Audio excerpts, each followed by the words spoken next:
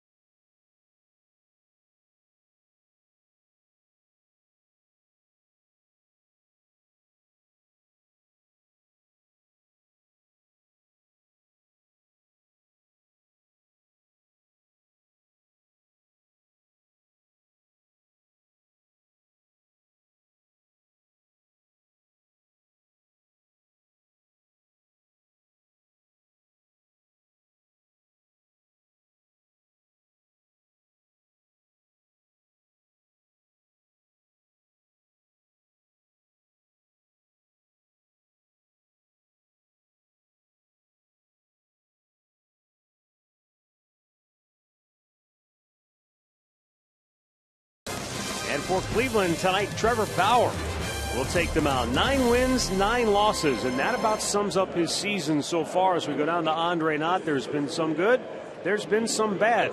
Trying to find some consistency. Yeah, consistency will be the name of the game for Trevor Bauer. You know, Matt, when you look at it, he's given up 11 home runs in his 6 starts since the All-Star break. And when you look at him and talking to Mickey Callaway, he's got to become less predictable. He's having great success the first time through the orders, but he's using a lot of the same pitching patterns the first and second time through, and hitters are starting to pick up on that. So tonight the goal is to be less predictable. Throw some off-speed pitches when fastballs are expected, and pitch backwards at certain times. If he can do that, Mickey Callaway thinks he can get 6-7 innings and get back to his winning ways. I love Trevor Bauer.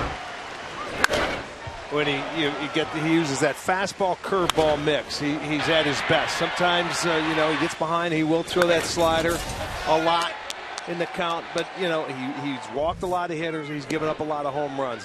When he is aggressive and he establishes that fastball early and then works around it, he's been awfully good, and I don't see any reason why he can't get back to some consistency that he has had earlier in the year. He's been very good on the road, so we got to see Trevor follow up a start, and a good one. AL East has not been kind to Trevor Bauer so far this year, but tonight he gets his first shot against the Boston Red Sox.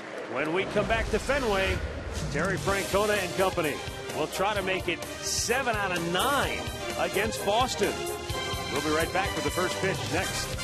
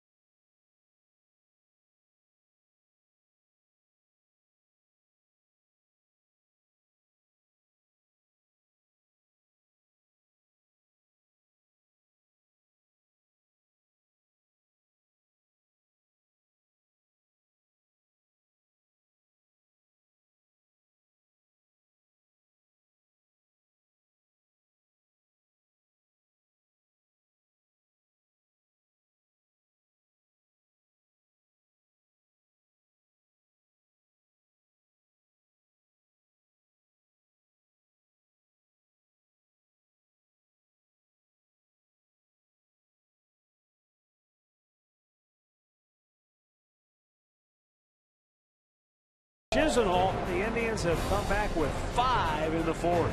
Cut off by Ramirez. Off balance throw on the money. Deep right center. Headed for the bullpen. Goodbye. He's out of room. It's out of here. Lindor has it. Goes to second. There's one on the first. Double play. The Indians come to Boston and take the series opener. And the Indians have won 6 of their last 8 overall against Boston, as they try to go up 2-0 in the series with a win here tonight. Last year they came to Fenway, split 4, but they swept Boston in a 3-game series in Cleveland. Red Sox this year a game under 500 at home and a dreadful 23-36 on the road. The Indians above 500 away from home, 31-28 coming in, 10 games below 500 at Progressive Field this year. We're underway as Jose Ramirez takes a called strike. He was 0 for 4 last night, walked his first time up. And the left-hander Eduardo Rodriguez Delivers another strike. It's 0-2.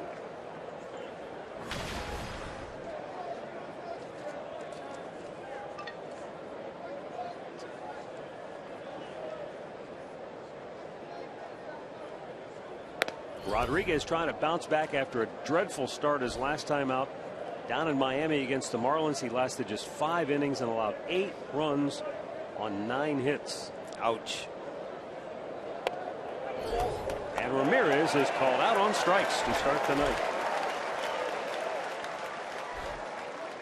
The rest of the Indians starting lineup tonight is brought to you by Progressive Insurance, and it looks like this: Francisco Lindor, Michael Brantley, followed by Carlos Santana, Ryan Rayburn, and Roberto Perez, Abraham Almonte, Jerry Sands, and Mike Aviles. With that, 8 right-handed bats in there against the lefty Rodriguez. And Rodriguez is our Northern Ohio Honda dealer starting pitcher. He is 6-5 on the year. You mentioned that last loss in Miami, but the start before that was against the Yankees. It's the first time he's had back-to-back losses in his career. He has pitched very well against the Central Division this year. He's 3-0 with a 1.33 ERA, and those are starts against Minnesota, Kansas City, and Detroit.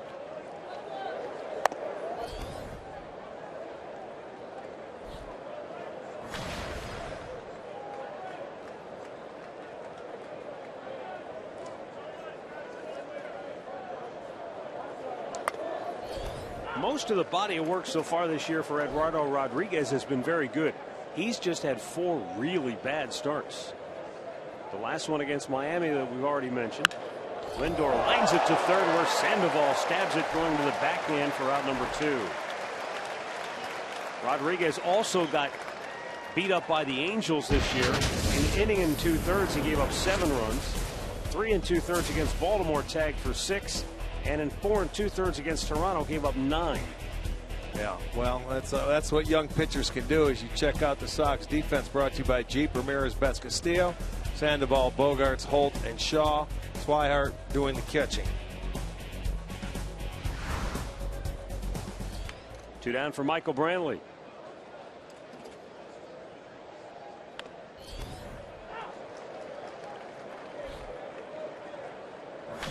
Brantley was 2 for 5 last night with a double and a run driven in.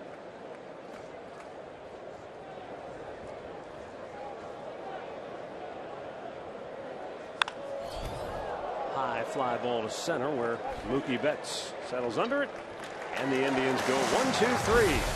The Red Sox are coming to bat when we come back.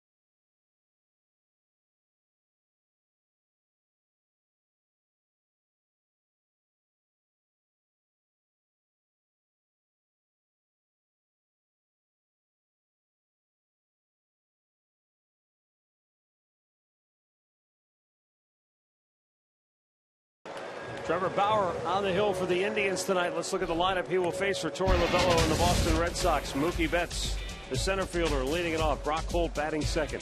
Xander Bogaerts will hit third. Then it's Ortiz, Ramirez, Pablo Sandoval, Travis Shaw, Kent State product who knocked a home run out of the park last night will hit 7th. Rusney Castillo will hit 8th, and Blake Swihart batting 9th. And our Northern Ohio Honda dealer starting pitcher Trevor Bauer making his 24th start this year. He struggled in his last start against the Yankees, just 3 1/3 innings, and allowing 6 runs on 7 hits. Mookie Betts takes a first pitch strike. Betts went 1 for 4 last night.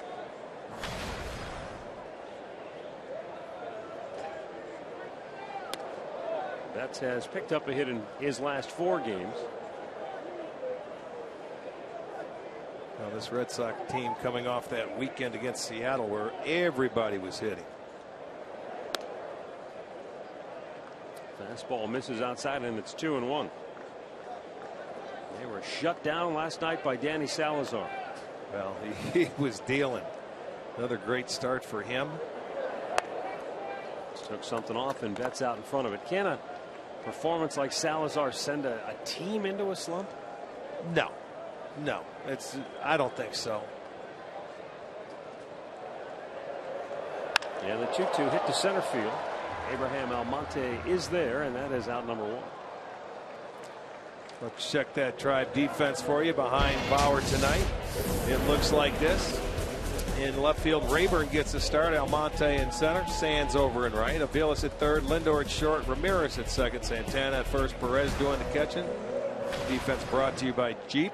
Mike McClinsky has the plate. Mark Wegner at first. Marty Foster at second. The crew chief Mike Winters is at third. Here is Brock Holt.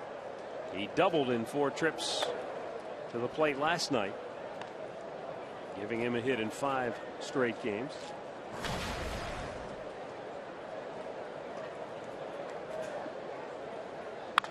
Hit foul on the right side.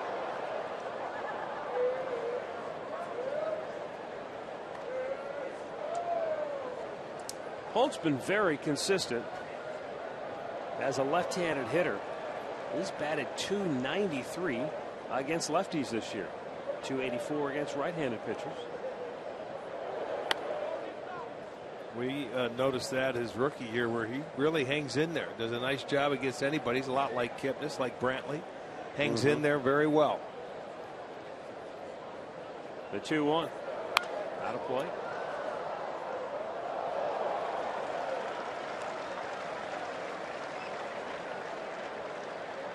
Making his 38th start this year at second base, and a lot of those due to the injured Dustin Pedroia.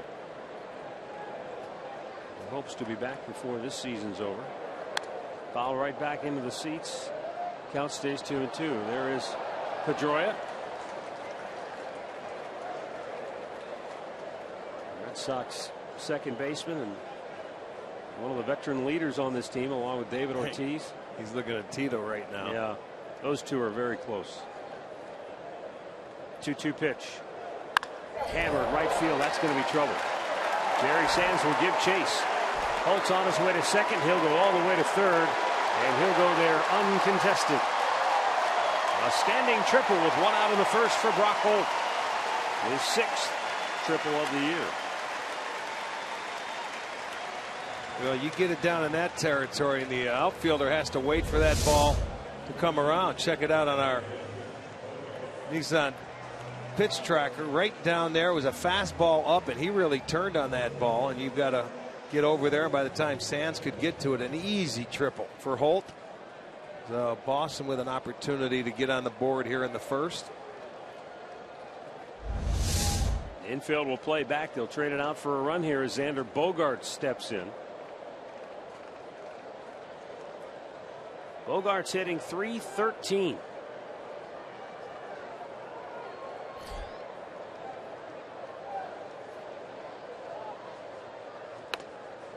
Now, should Bogaerts hit a ball to the first or third baseman, then it's not as simple as just trotting home for Holt.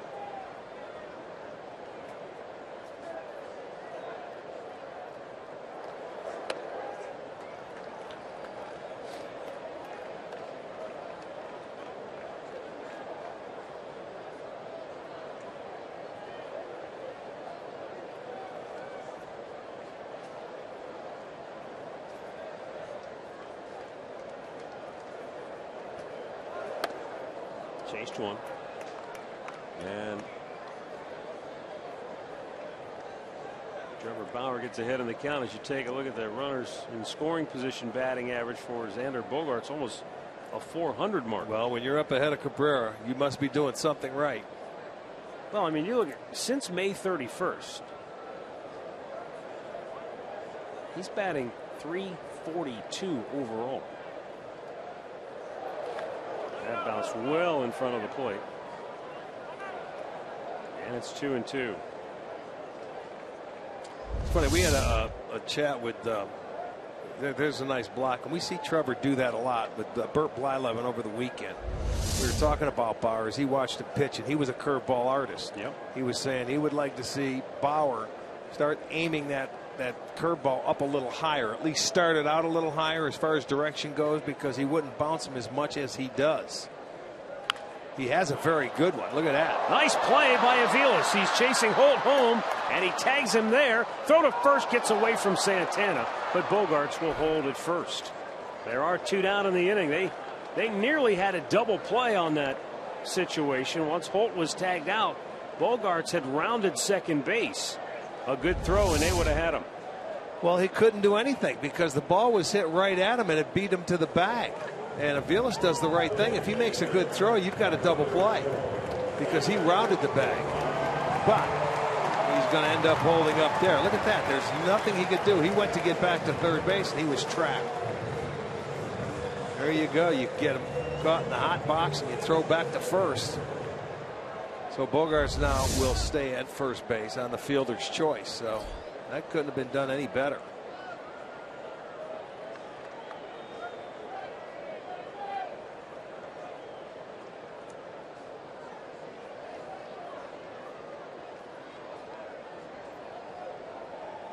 Well, here is David Ortiz with a runner at first and 2 down.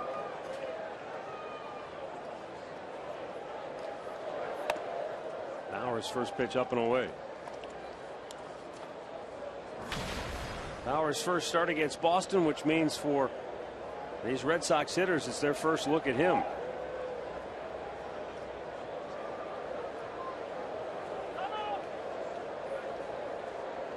Ortiz didn't take a whole lot of time last night. He got up there against Danny Salazar, and he saw something early in the count. He got after it, but he didn't have a whole lot of success. He was 0 for 3 against Danny with a ground ball out and 2 fly ball outs.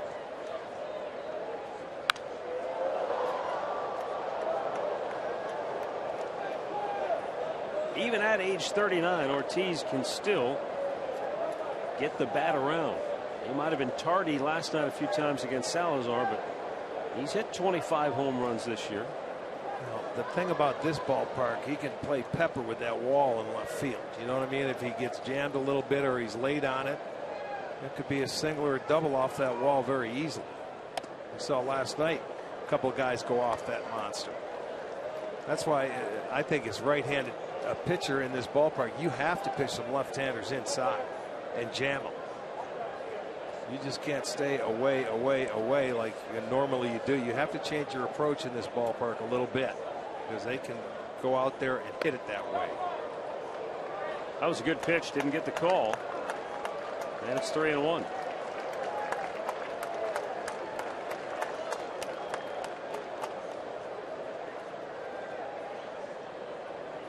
With 2 down, Hanley Ramirez waiting on deck. The 3-1 pitch. Goes down the right field line, headed for Pesky's pole, and it's off the wall. Red Sox are going to take the lead as Xander Bogaerts scores all the way from first. David Ortiz delivering with a 2-out RBI double that hit off the top of the low fence in right field and then skipped down into the corner. 1-0 Boston here in the first. You look at that. He went with a breaking ball inside, and he hits it, and I mean it just missed being a home run. It was right down the line, hit the top of the fence, and ricocheted in play back onto the field. So I think that Loyola wants to take a look and see if it bounced over or hit anything, and it could have been a home run. That's what he wants to have him check. But it looked like it hit the top of the fence and came back into play. Sure didn't see anything on that replay that would indicate otherwise. I couldn't tell. But it's worth taking a look at if you're the Red Sox because it was that close. I mean, that's only, just right around 300 feet from home plate, that pole right there. There you'll see it hit the top of the fence. Not a home run. And it's not a home run. And I don't think anybody else touched it. And this doesn't cost Boston anything. This isn't a challenge. They're just asking the umpires to take a look. It hit right at the top of that picture there on the blue padding and stayed in play. I think it's going to remain a double. The crew chief is Mike Winters on your left. Any way you look at it, they'll have a run home. Well, we saw back in Cleveland, Bauer made a mistake down and into a left-handed hitter early in that game. Brian McCann, he hit it out for a home run. Yes. Well, you know what? He went in there with a breaking ball. And maybe he thought he was going to pull it, and if he hit it hard, he was going to hit it foul. But that first at bat, you've got to, get in there.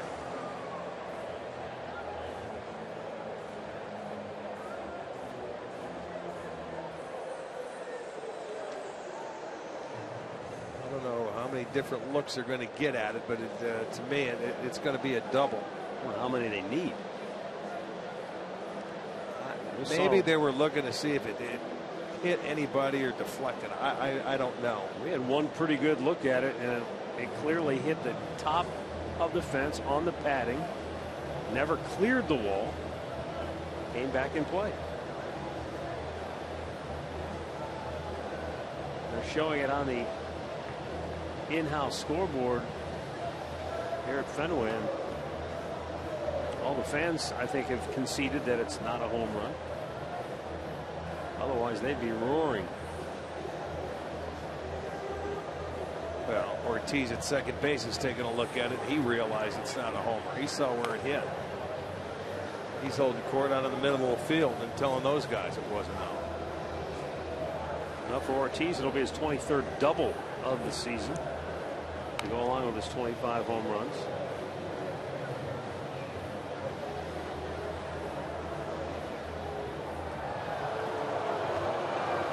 And in fact, it is a double.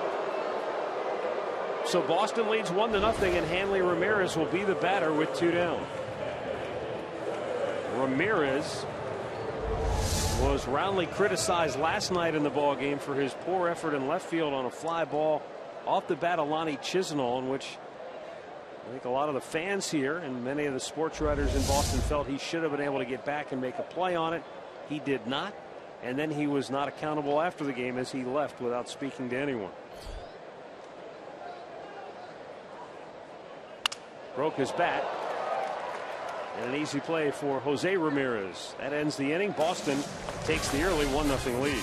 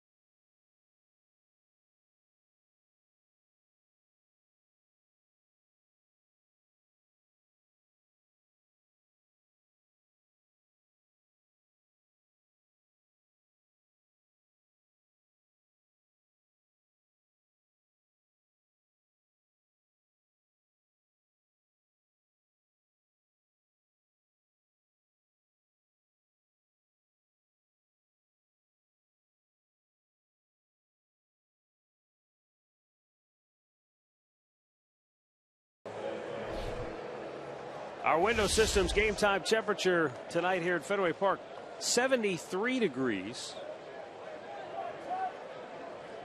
Light breeze blowing out toward the Green Monster in left field. Well, we had some pop-up storms before the game. The tarp was on the field early. Nobody took batting practice today, at least on the field. Yeah, it was one of those weird deals. I was sitting in the hotel and I heard this rumbling, and I thought, is that the construction going on outside? Next thing you know, the sky's dark. On one side of the hotel, it was really dark.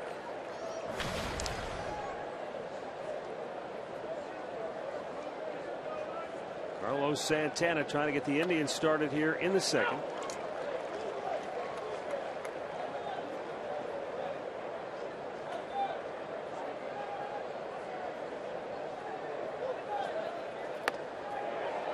And he's out looking. That's the second Indian that has taken a called third strike already here tonight.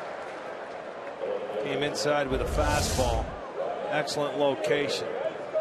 Right there inside part of the plate. Good pitch.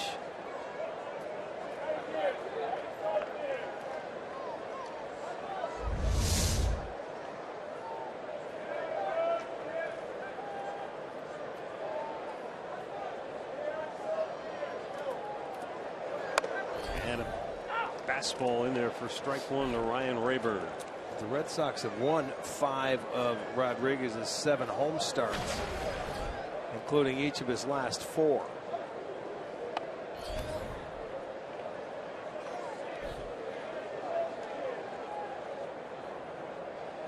He has the fastball, as we can see, a very good one, a slider and a changeup, and he really hasn't thrown the slider yet. So far, it's just been a fastball changeup.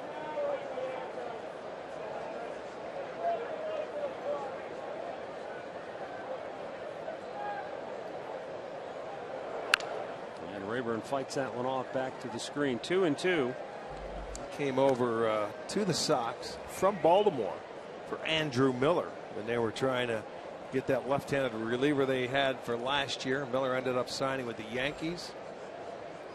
And they have the young left-hander here now as a starter. And you would think Baltimore could use a guy like this. Out of play to the right side.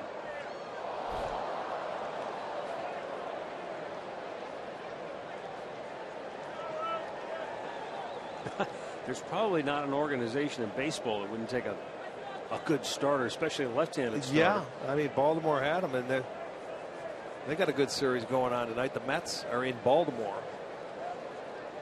Both of them going for it, but they've got a rain delay there. Yankees Twins underway in the Bronx. No score in the second. Royals are down at Cincinnati, where the Reds jumped out to the early 1-0 lead in the first. Now the Reds need a win. They got roughed up in L.A. over the weekend. The 2-2. Rayburn's having a good at bat here. He's fouling everything off. Fastball, curveball, changeup. Waiting for that mistake. And the 8th pitch of the at bat will be forthcoming.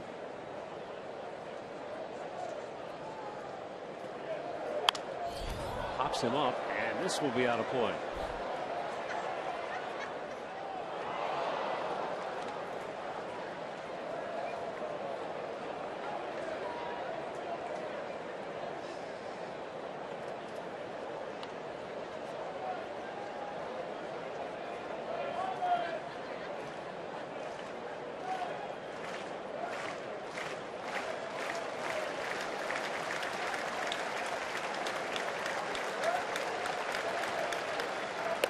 Finally threw one by him, and Rayburn down swinging. 3 strikeouts in the first 5 batters he faces here tonight. Well, this is the slider now. You're going to see Rayburn was on everything, so he says, man, I got to give him something new. There's the slider. Right there, he gets Ryan to swing over the top of it. Good pitch, good location.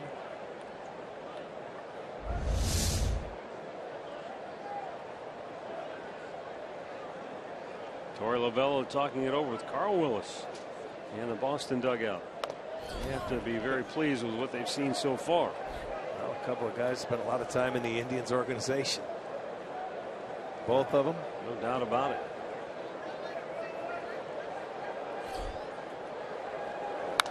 Fouled back by Roberto Perez.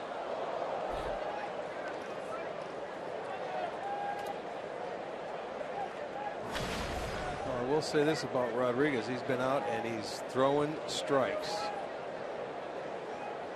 18 of his first 25 pitches have hit the zone.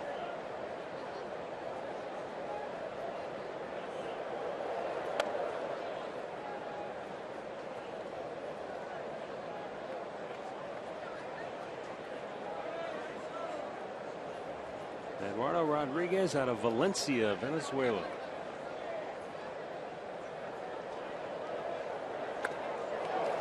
Perez cuts and misses. And, you know, his career as a minor leaguer for the Orioles was sort of pedestrian. I mean, he at one point he was the 30th best prospect in their organization going into 2012, and then all of a sudden he's catapulted his way up to number 5 the next year. Well, we know as left-handed pitchers, sometimes it may take them a little while longer to mature. But I mean, he has the size. He's a big kid. He's 6'5".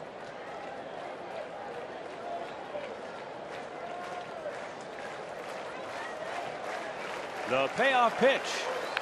And a foul back. Well, how many guys do you know that are naturally right-handed? Suffered an injury and then said, "To heck with it, I'm just going to start throwing with the other hand." That's what happened to him when he was 7 years old. He broke his right arm, and instead of waiting for it to heal, he started throwing left-handed. Wow. Smart kid.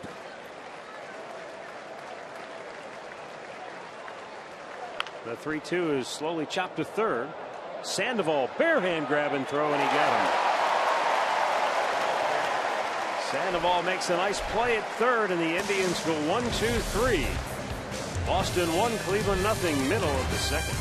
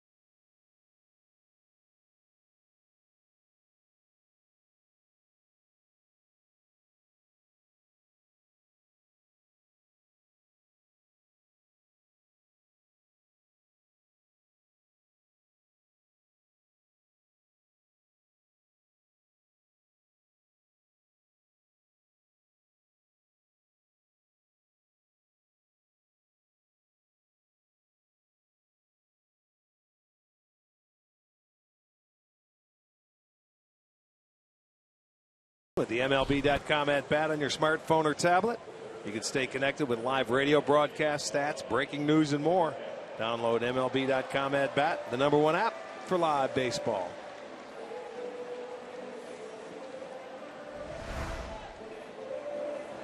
Bottom of the second inning. And for Boston, Pablo Sandoval, who made a nice play, will lead it off.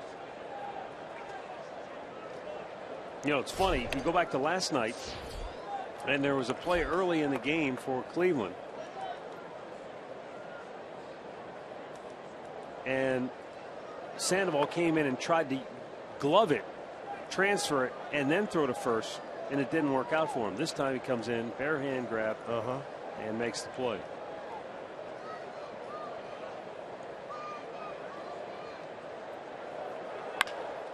That's hit hard and down in the left field corner. Single. Rayburn makes a good throw to the cutoff man, and Sandoval has to hold with a long single. See, that's one. This is one park where you hit a ball like that hard. If you're on left field, you can get over there, cut it off, and hold a lot of people to singles if you'll know how to play that wall well.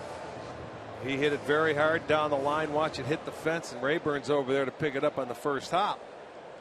And a very short throw to second base in this park from there, so you have to hold for a single. If you're a visiting player, does that take some getting used to? It takes maybe a couple trips, but the first thing you do, the day one when you're in town, you get off, you'll take some balls off the wall and get a pretty good idea how far it maybe bounces off. I mean, more from the hitter standpoint, you're thinking that's a double all the way. Yeah, you and all should of a sudden always. Here you're like, whoa! You got to make the turn and pick it up. Yes, this is. You think it's a double until you see that guy play it off the wall, and if you know how to play it, you can hold a lot of people with singles here. Shaw banks one up the middle, and that gets through. Boy, is he on fire. Shaw's 3 for 5 in the series. Well, he hit that one in the right spot. It found a hole.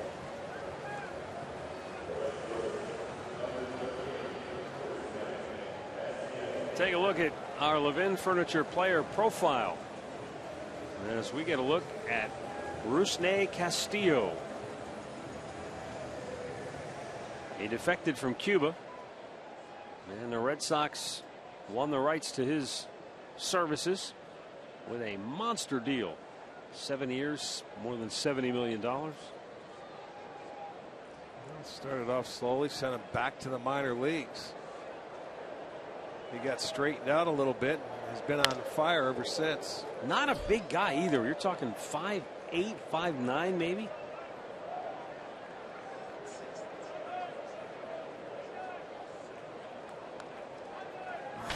From all accounts, it came down to the Tigers and the Red Sox in the bidding war for his services, and then Boston won out. Hit right at the third baseman. Aviles goes to the bag, steps, goes to first, and Santana had to come off the bag, didn't catch the ball. It goes into the photo pit, and now second and third with only one out. Well, Aviles had two ways to go. Could have picked it up. It was hit hard enough to go to second to first. He decides to step on third and throw to first, but his throw very offline. Made it a tough play over there for Santana. You can see him short hopping and threw it into the line of the runner, and it gets away. So that'll go as 5 unassisted and an error on the throw to let the runners move up. That was not a very good throw.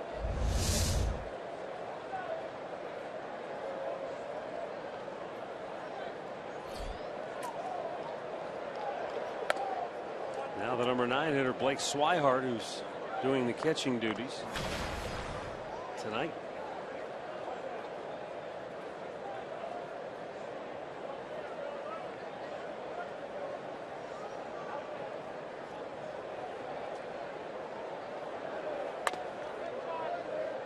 And it's 2-0. Swihart grew up in New Mexico.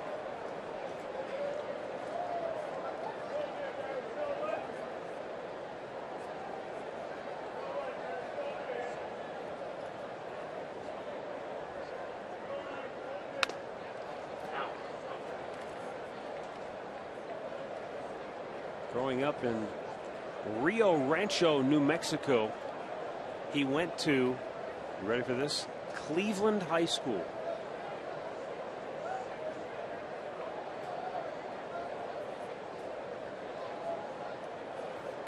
Upstairs.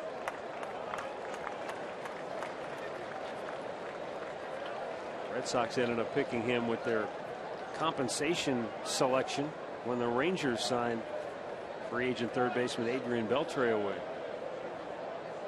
That was a while ago, wasn't it? 3-1 pitch. Down and in. Okay. Watch the number 9 hitter to load the bases.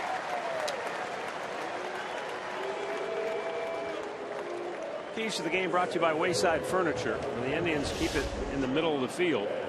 And for Trevor Bauer, as you heard before the ball game with Andre Knott, a lot of what Mickey Callaway tried to work on with Bauer was changing the pattern. Don't be as predictable. Well, he's in a jam now, and he's got Mookie Betts at the plate. You know, it is his first start ever against the Red Sox. So I always felt that, you know, pitchers have the advantage when you've never faced a team or a hitter's never faced you before.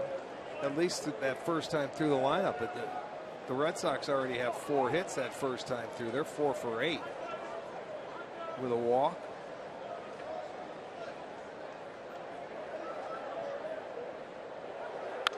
Off the end of the bat.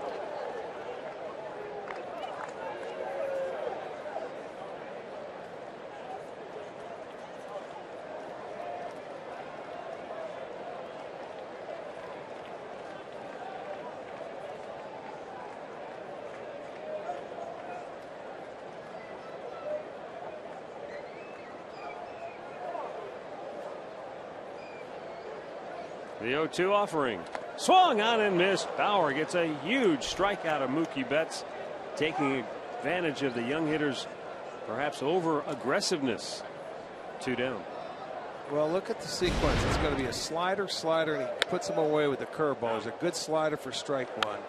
There's another one away. Oh, now they're going to say it was a foul ball. Yes, and Betts stays alive. They were going to get help. That's why he came out of the dugout, and I guess he did get a piece of it. Home plate umpire Mike McClinsky asked first base umpire Mark Wegner for help. I never saw him get a piece of it. Didn't look like it. That looked like a swing and a miss. It certainly didn't look like it on that angle.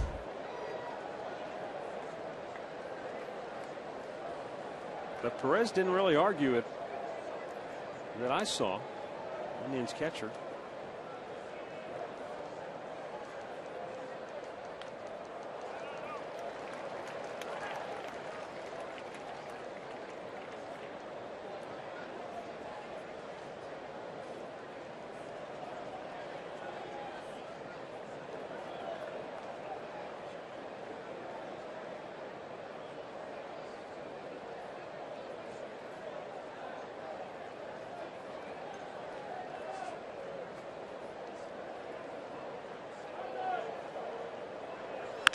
Hit to left, and it's over the head of Rayburn.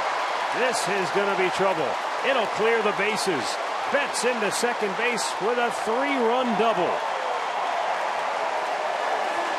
Oh boy, the Red Sox take advantage of a huge second chance, as Betts appeared to be struck out and headed to the dugout. But after the umpires convene, they said he gets another chance, and he delivers a 3-run double. Well, he gets a curveball that's in the strike zone this time, and he took advantage of it, and it was a line drive over the head of Rayburn, and it deflected past him. So that means Lindor had to go out and retrieve the ball, but not before all 3 could score. So that is a big hit right there, and you're right. They took advantage of a situation that it was hard to tell for us.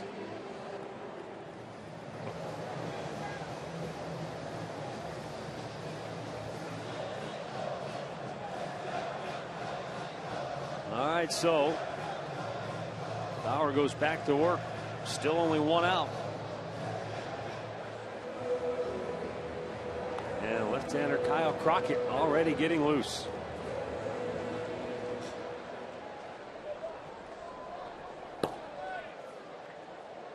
Coming off a start against the Yankees where he could only go 3 1/3 innings, and he's in trouble here in the second.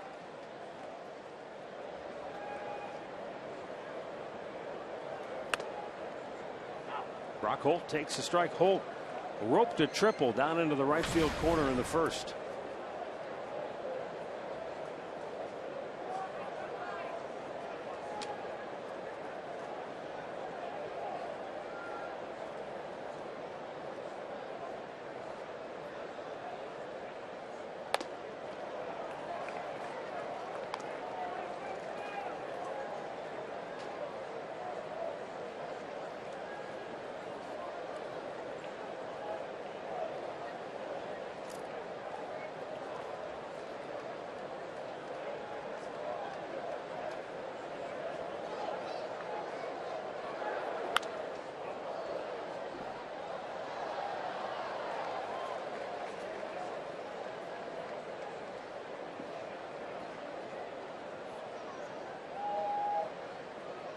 1 ball, 2 strikes.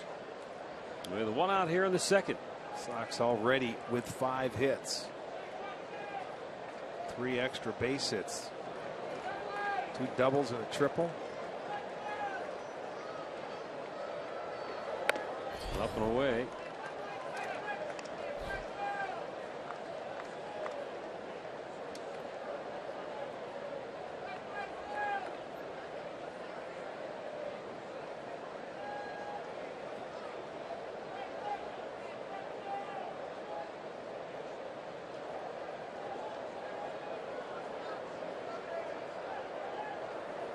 Curveball in the dirt.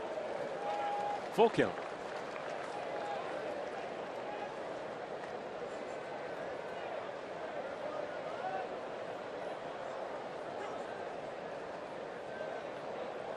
Already 44 pitches for Bauer.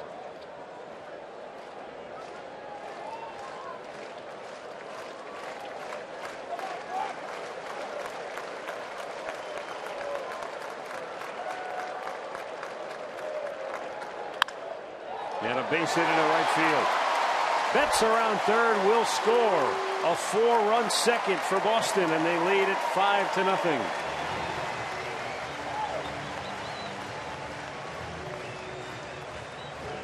And Terry Francona pondering his decision. Mickey Callaway's on the phone to see if Crockett is ready. Boy, you'd hate to have to eat up that many innings out of your bullpen, but they are. They're hitting everything. 4th hit in the inning.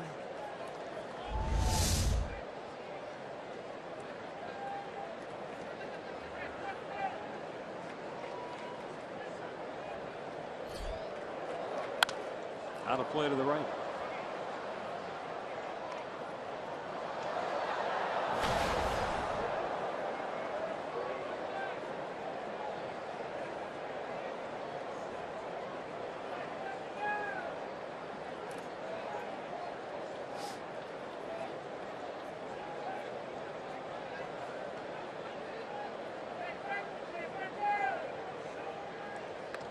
Swung out and missed. Ball gets away from Perez.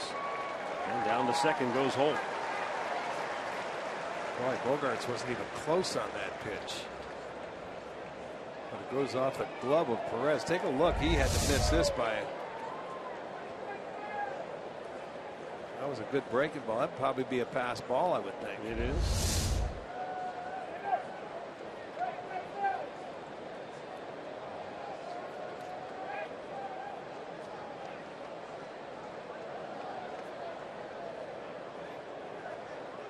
And a foul back over the screen.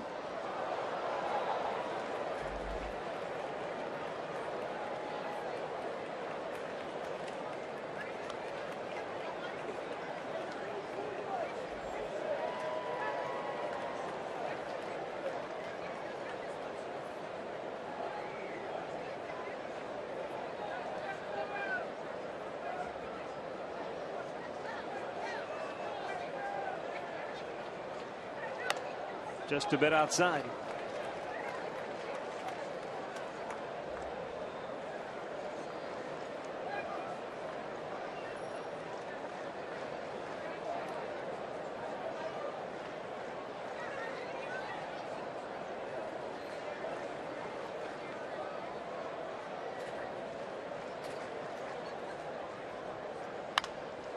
On a play right side. Bogarts putting up a good at bat. And there's still only 1 out in the inning.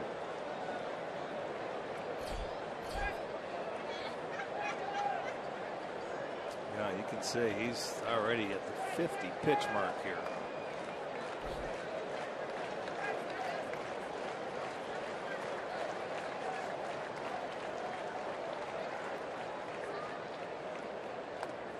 He lays off. It's in the dirt. 2-2.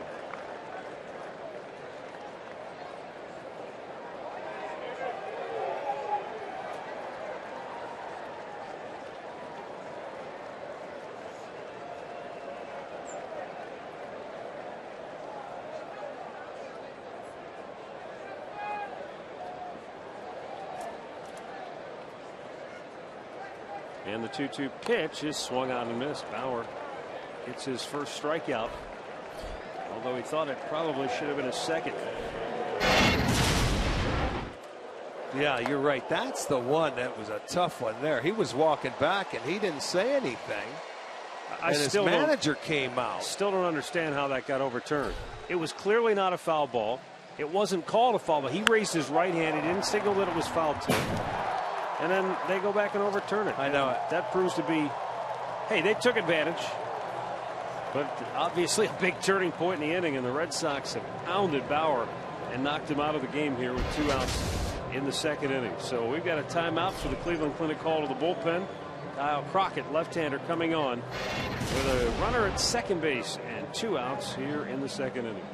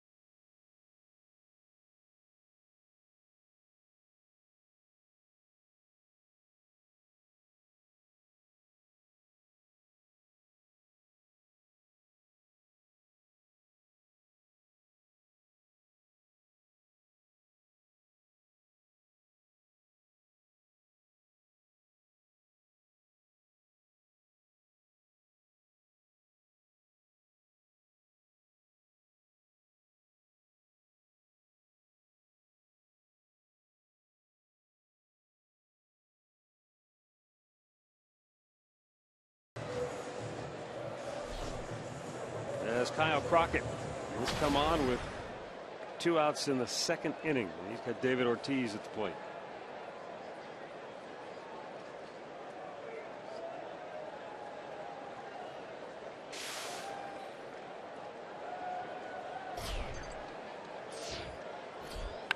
Out of play.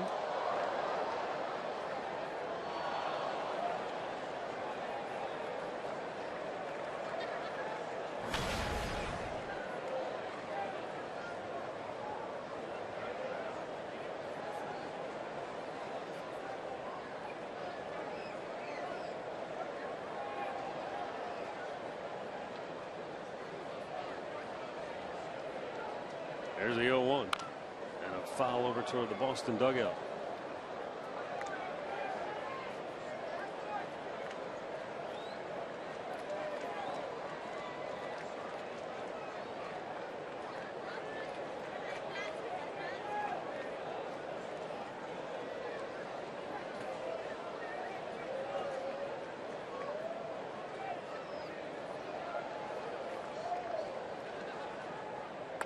Upstairs with a fastball, and it's 1-2.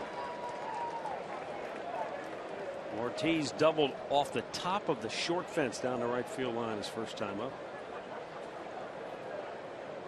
Looks like Ortiz is going for the Fabio look tonight, huh?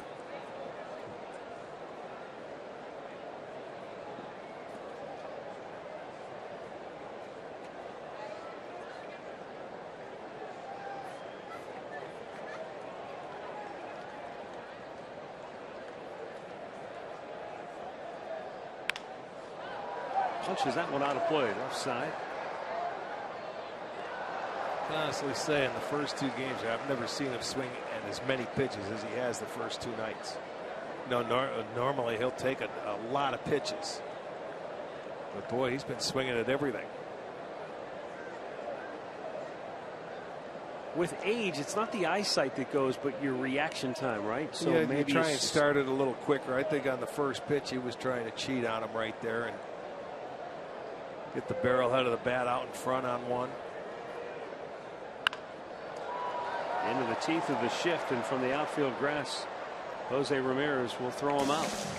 Damage done. Boston takes advantage. They score 4 in the second, lead it 5-0.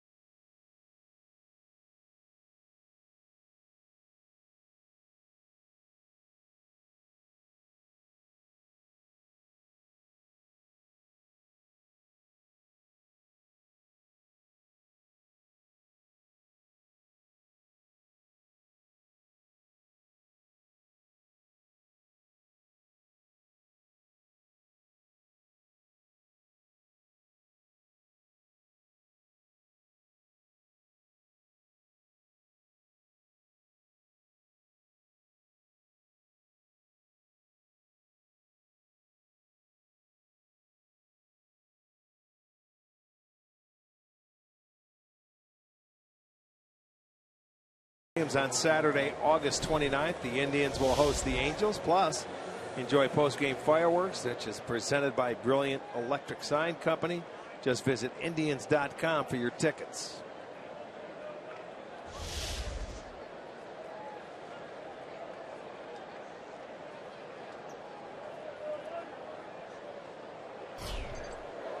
Abraham Almonte takes ball 1 up high.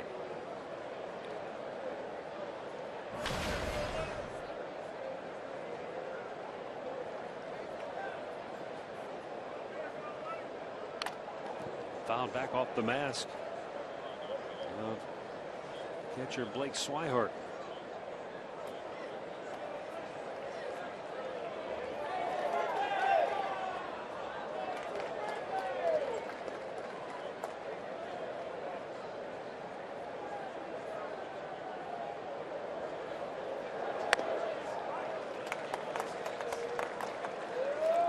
Pretty good pitch there just above the belt.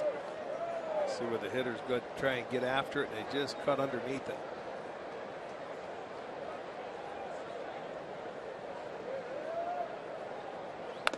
Upstairs.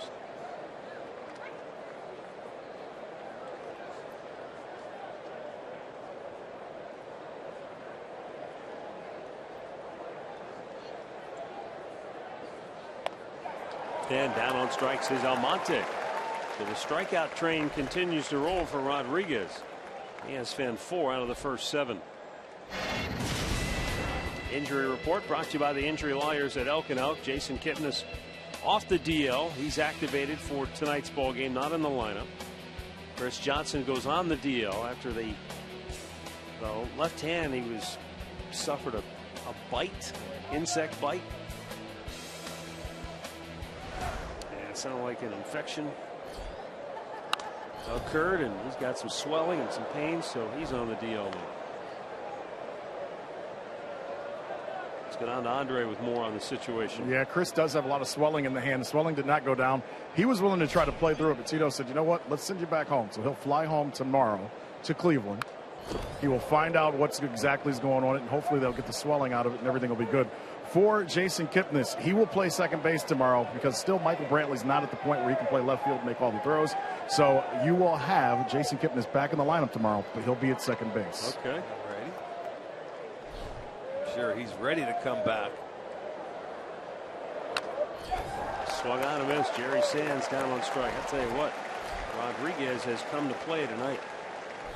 He put that last start, the disaster in Miami, behind him.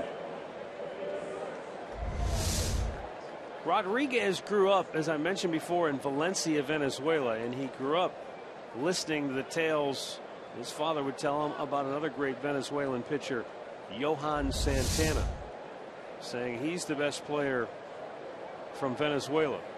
And so Rodriguez grew up with Santana as sort of his guy. He was the pattern somebody himself he would follow, and sure, his favorite player of all time. And so last year he's in spring training with the Orioles, and who walked through the door but Johan Santana? Huh. And he immediately went over and introduced himself, talked, they took a picture, and obviously a huge thrill for him. And Santana had some advice for him, though, just to kind of slow things down, take everything easy. This guy's got an electric arm. Well, he looks free and easy out there, I'll tell you that. It helps when your offense gives you 5 early, but you remember early on, Rick, Johan Santana had a 95 fastball with just a baffling changeup. And a slider, too. He had 3. Right back to him. Rodriguez makes quick work of the Tribe here in the 3rd. 9 up, 9 down. Middle of inning number 3. It's 5-0 Boston.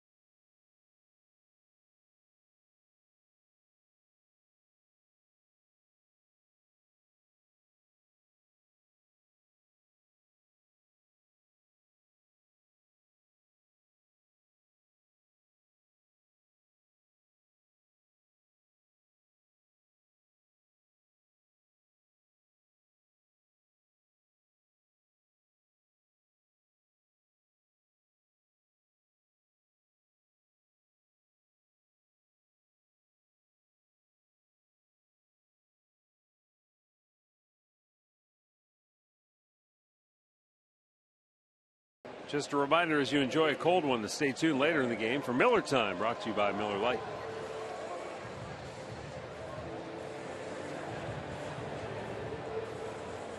Different story for the Indians tonight. Last night, dominant starting pitching. Tonight, Trevor Bauer knocked out in the 2nd, so the bullpen takes over. As Kyle Crockett goes to work here in the 3rd against Hanley Ramirez.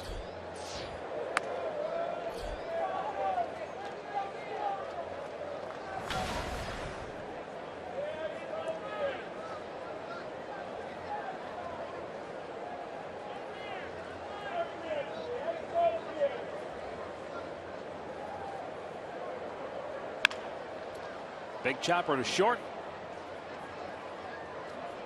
Lindor makes a good throw to get him one away.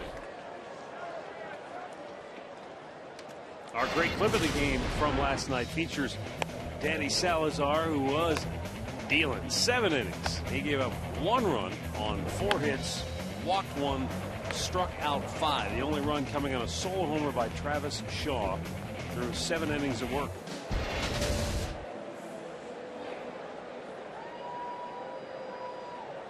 And up Pablo Sandoval, who singled his only time up. Used to be a switch hitter. Now just stays on the left side of the plate. Got off to a run to start right-handed and said forget about it. Gave it up.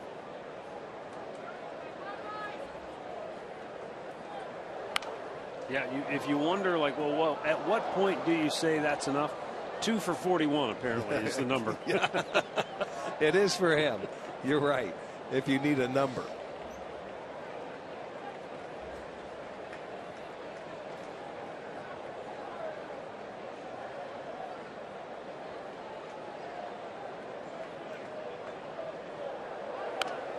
Fouled right back.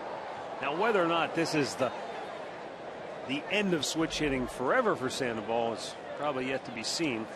I think those around the team feel he'll get back to it at season's end, but he just, for now, he got himself into such a rut. He just said, to heck with it, I'm going to stay on the left side. And well, you know, you got to maintain both sides of the plate. The Indians have 4 switch hitters, and you have to work at it, boy. It's very difficult.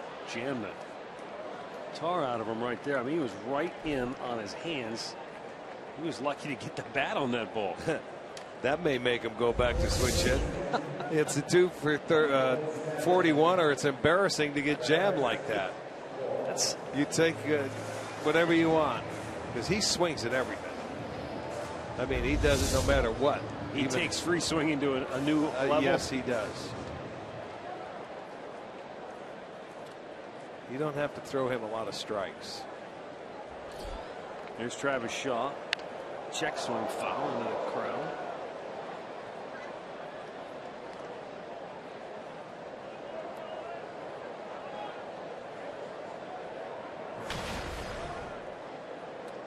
Red Sox made Shaw a 9th round pick 4 years ago out of Kent. Fouled off.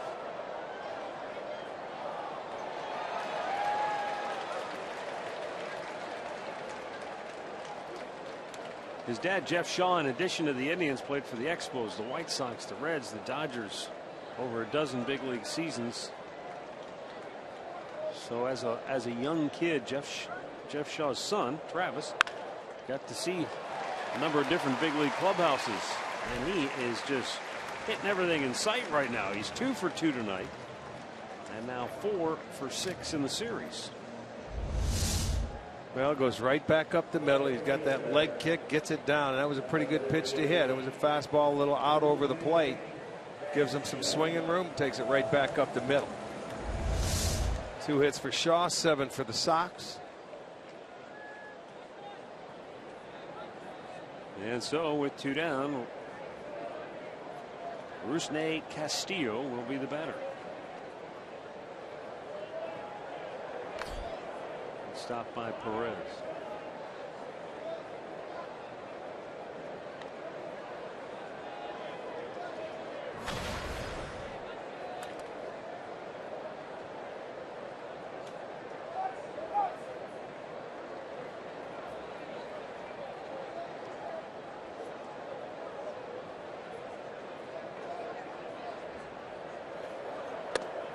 And it's down and in with it. 2-0. Ryan Webb getting loose.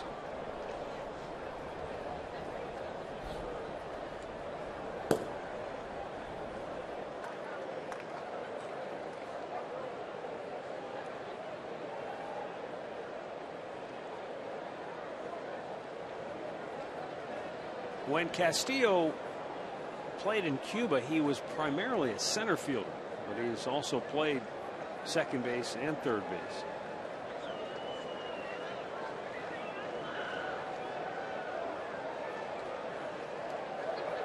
Swing and a miss, 2-1. But you start looking at what Boston has put together here with Betts, with Jackie Bradley Jr., and with this young man, Rusney Castillo. They've got 3 young, fast, athletic outfielders. And it makes you wonder, where in the world does Hanley Ramirez fit into all this? Well, the other guys are not quite the home run hitter, I don't think, that Ramirez is. He has a lot of pop and power, but he is not an outfielder. Well, as long as David Ortiz continues to play, that eats up the DH spot too. Right. That's what you're saying when you're looking at that. And Poppy's going to be back next year.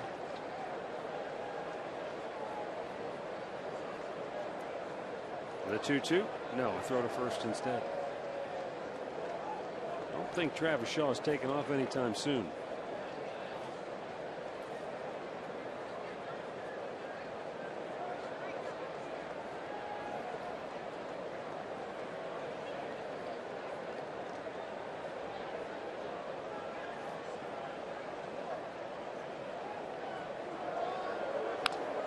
Foul back.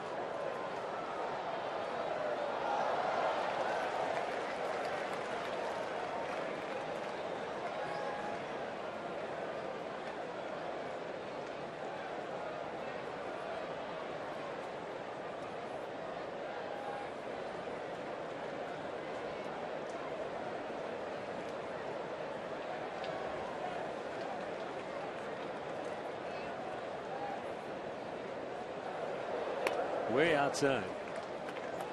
Full count.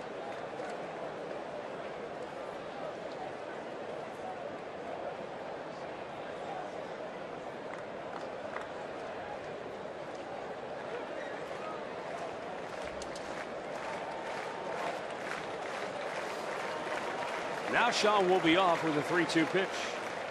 And it's ball 4. 2 on with 2 out, and Blake Swihart will be coming up.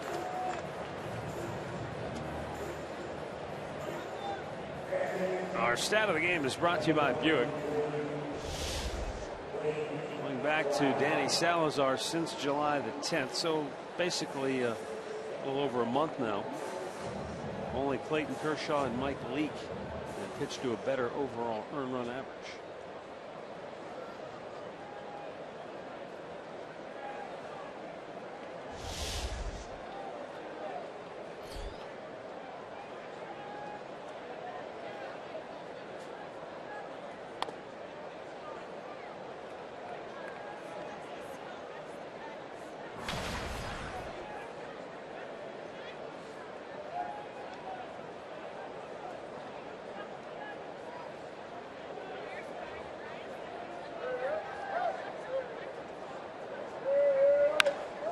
Line drive, right center field, coming hard. Sands can't get there. Going to drop for a 2-out single. 1 run scores, and then Castillo ran around third, and he'll be out at third base. I don't know where in the world he was going. He came around third as if the ball had gotten by Sands. And so the Indians end the inning by taking advantage of his over-aggressiveness. Shaw scores, however, and the Red Sox lead is 6-0.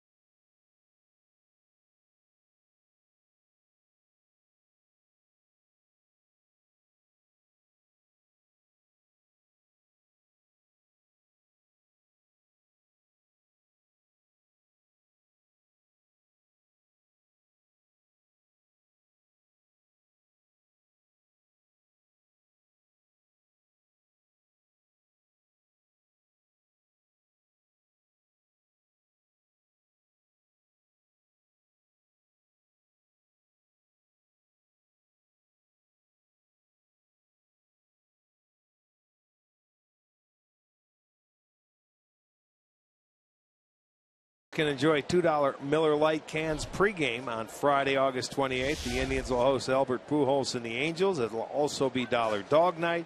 Go to Indians.com for your tickets.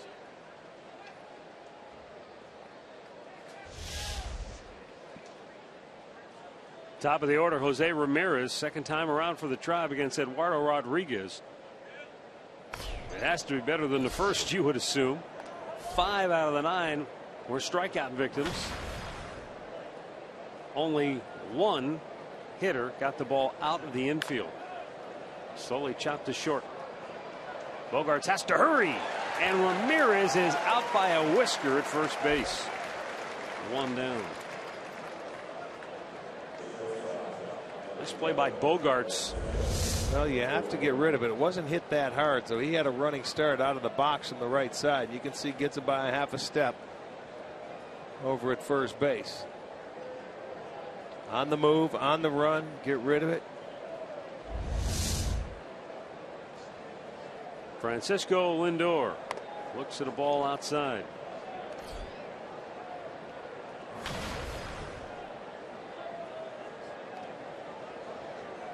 Lindor hit the ball right on the nose his first time up, but right at the Panda Bear, Pablo Sandoval.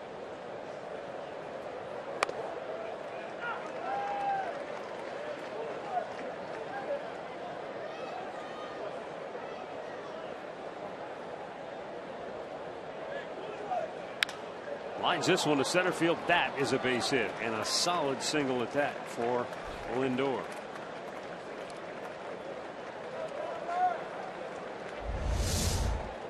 Well, he's going to pick on that fastball. Well, might have been a little breaking ball away that he's able to hit right back up the middle into center field. The Indians' first hit tonight.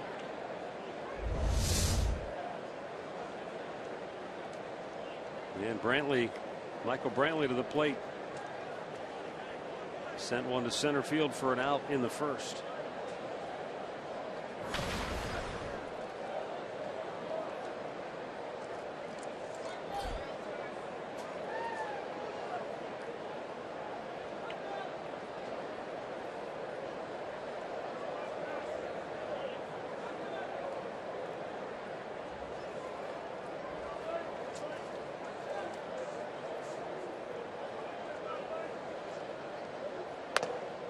Brantley able to swing the bat, but the shoulder still bothering a little bit when it comes to making the throws from left field, which is why you heard Andre say before he's still in that DH role for the moment.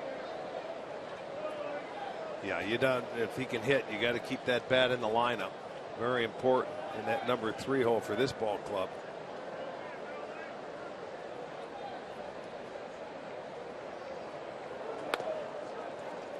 Hit he has done all season long. Brantley batted .299 in July. He's batted over .400 in the month of August, including a .447 mark over his last 9 games.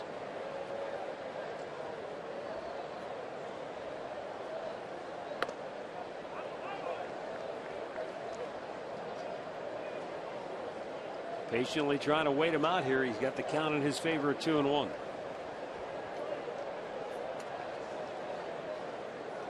Indians trying to fight their way back in it, although Lindor's single, their first hit in the ballgame, their first base run.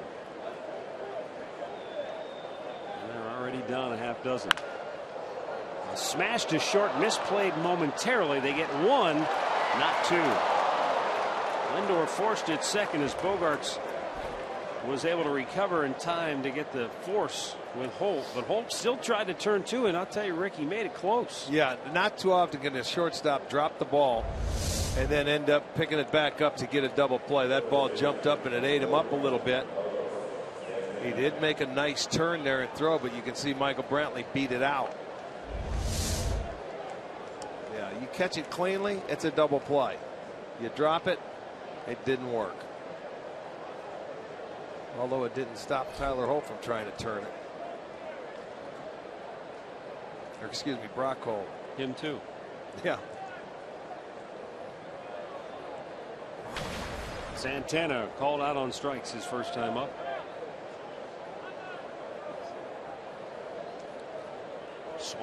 wants to go out and talk.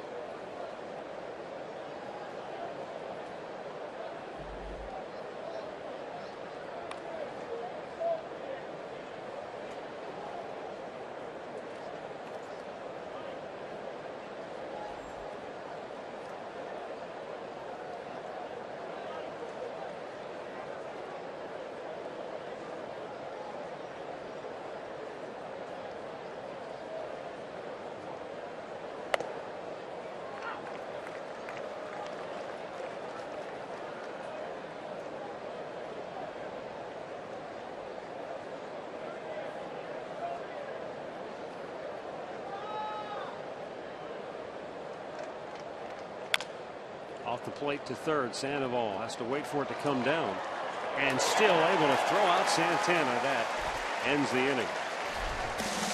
No runs, a hit, and a man left. Middle of the fourth, 6-0 Boston.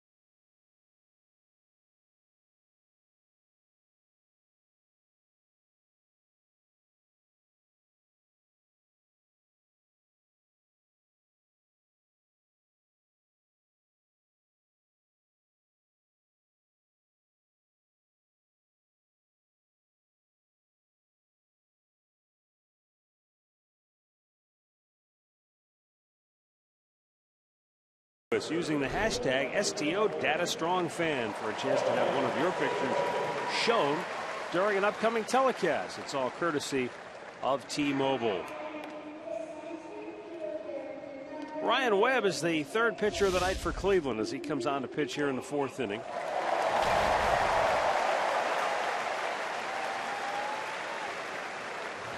Webb has done a nice job for the Indians, making his 30th appearance. Good sinker, slider,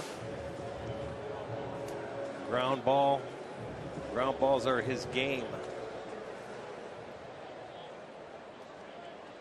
Kyle Crockett went an inning in the third, allowing a run on 2 hits, 1 walk, no strikeouts. So Webb comes on to face the top of the order. Mookie Betts will lead it off.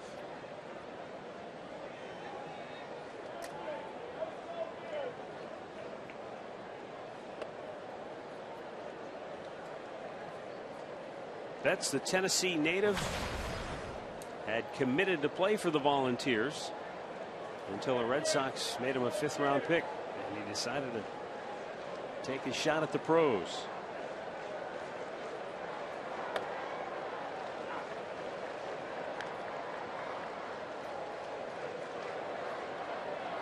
Went for the red instead of the orange. Yeah.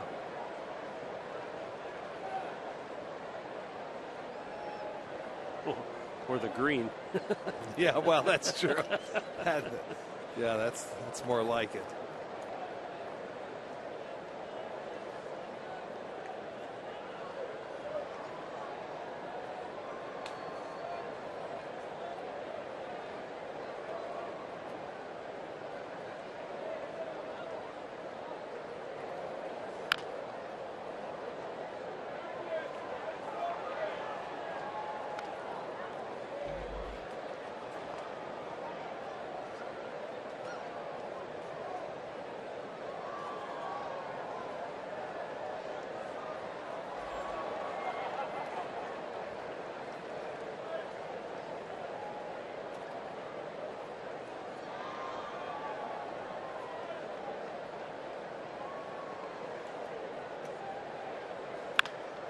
Bouncing to short.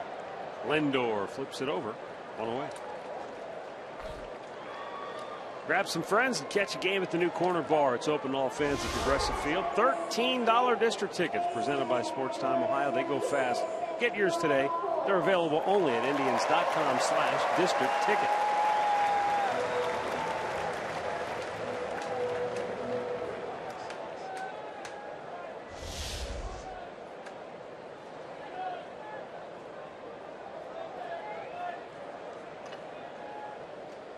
Brock Holt.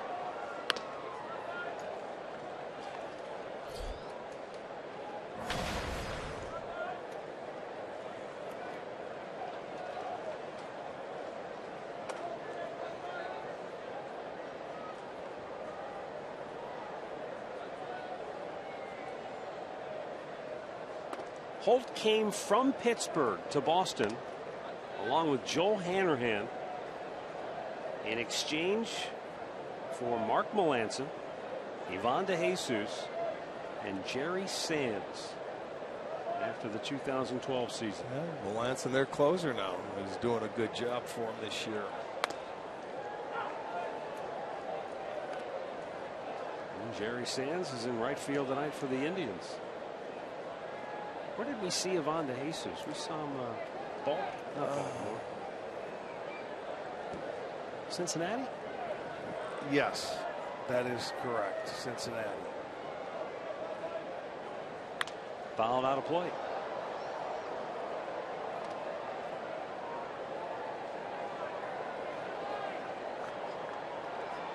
Back in June, 2 months ago, almost to the day, Brock Holt hit for the cycle. And the last Red Sox player to hit for the cycle was John Valentin, who had done it in 1996, also in the month of June.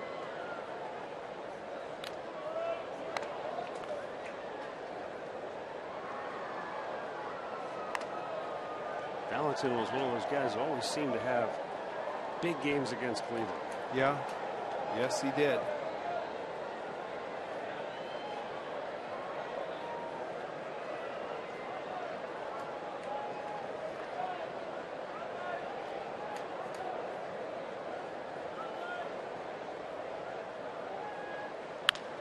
Ground ball to short. Lindor throws out Holt, 2 down.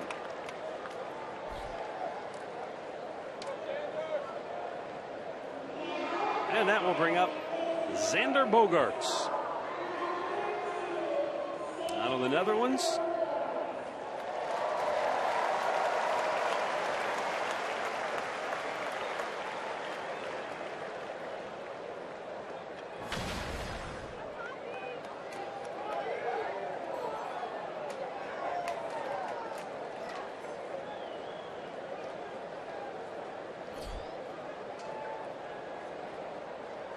Bogaerts in his first inning had an opportunity, man on third, because Holt tripled to drive one in. It was a weird play because he hit one. It couldn't have been in any better place if you were the Indians. A one hopper to Aviles. They were able to retire Holt, and Bogaerts reached first on the fielder's choice. It looked like Trevor Bauer dodged a big bullet in the first inning, except David Ortiz almost hit a 2-run homer. His next, he was the next man up, hit the top of the fence, went for an RBI double, and the Red Sox were off and running. Yes, they were.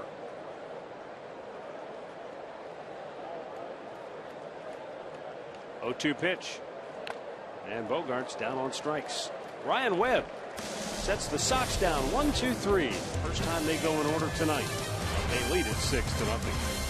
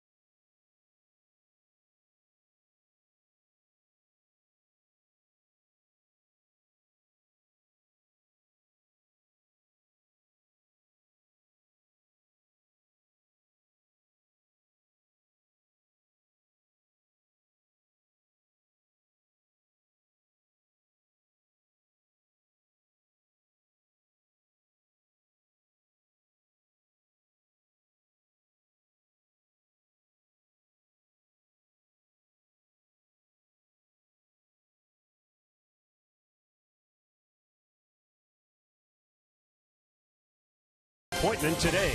And by the game-changing all-new Ford F-150. The future is tough.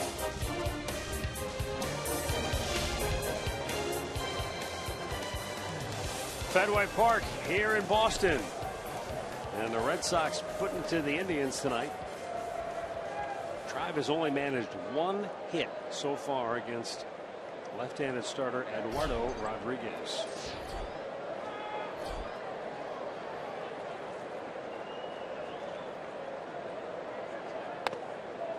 Inside corner, a strike to Ryan Rayburn, who went down swinging his first time up, but not before a 10-pitch at bat.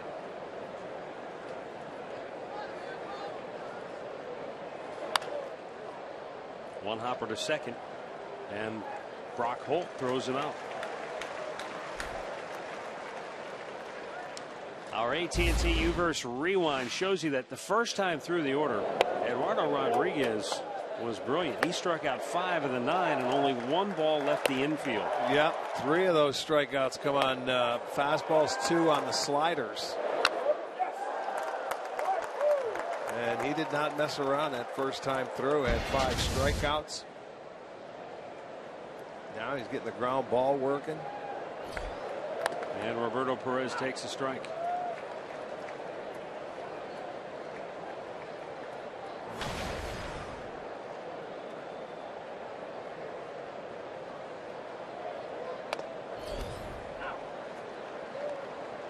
Rick, I don't know who the guy was that pitched against the Marlins, but this doesn't look like him. Well, isn't that amazing? You how know, you can be so different from one start to the next. Yeah, it happens. This game is a strange game. Sometimes you go out there and not have a clue of what you're doing. Come back the next time and you could look like a different person. And I'll tell you what, how you give up 8 runs, or is that how many he gave up in his last start? Yeah, 8 runs, 9 hits in 5 innings. Boy, he's throwing a ball very well tonight.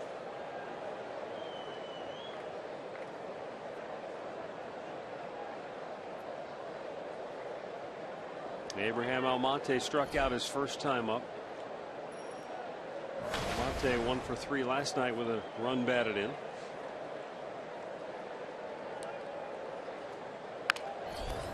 And a routine roller to short. Expeditiously, Eduardo Rodriguez rolls through the 5th.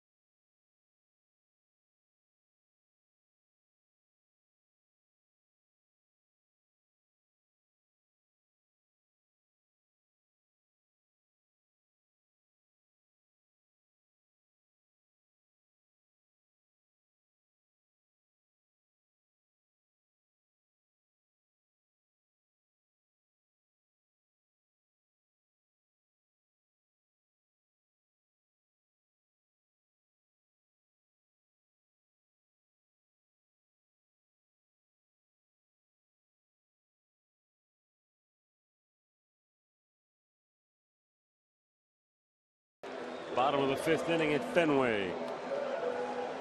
David Ortiz will lead it off as we look at Arcia in the driver's seat.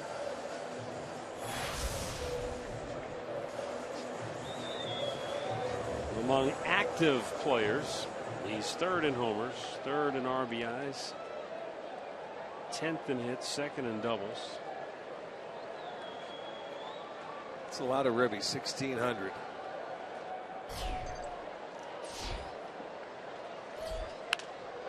To left center, and it's in the gap. It'll be another double for Ortiz. Maybe. Oh, I thought he was going to cut it off, and it would have held him. But you're right, another double. Second of the night. Webb came on and had 2 ground balls and a strikeout. He jumps on the first pitch at sinker away and stayed on it. Drove it to left center field.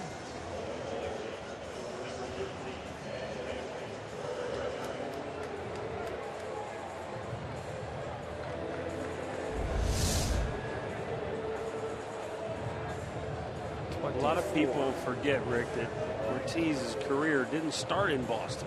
Right. We remember where it started, Minnesota. Actually started with the Mariners organization, but yeah, he broke in with the Twins in 1997 briefly, 98, 99, 2000, 01, 02. And after the 02 season, he started to figure it out. He had hit 20 homers that year for Minnesota, drove in 75. But boy, then he came to Boston and just blew the roof off. 31 and 101 his first year with Boston, 41 and 139 the next year, 47, 147, 54 and 137, 35 and 117. And he's been on that same path virtually his entire career. He's had a couple of down years where he only hit 23 and drove in 89. But even last year, 35 homers, 104 runs batted in. And he might not get to those numbers this year, but at 25 and what, 73, 74 now. He'll be close to 100 RBIs, if not past that this year. Hanley Ramirez scorches one to second. Jose Ramirez will throw him out. One down. In-game recap brought to you by your Toyota dealers. Boston scored in the first on the Ortiz RBI double, nearly a home run down the right field line. Then in the second, it was Mookie Betts, a huge play, a 3-run double off the wall after it appeared that he had struck out earlier in the at-bat. Brock Holt made it a 4-run inning. And the Red Sox have added on a run since then.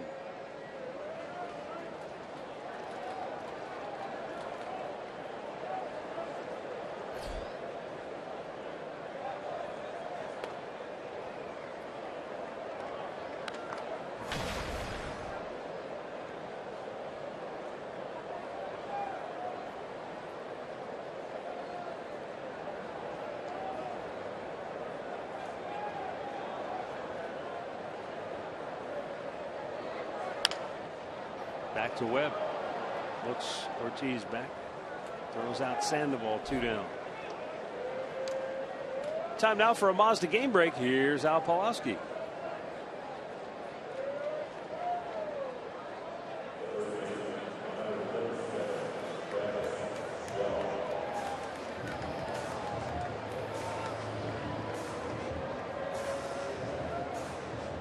Might be more than enough for Jacob deGrom. Yeah, he's on the mound for the Mets tonight, no doubt.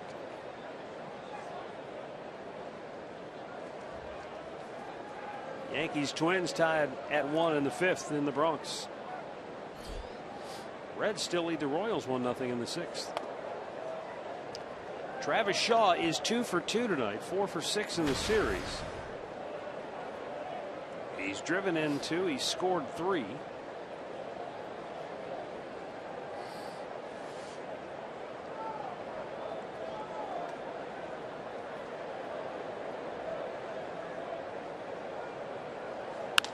Look at this guy. He's got another hit to left field as Rayburn plays it on the hop.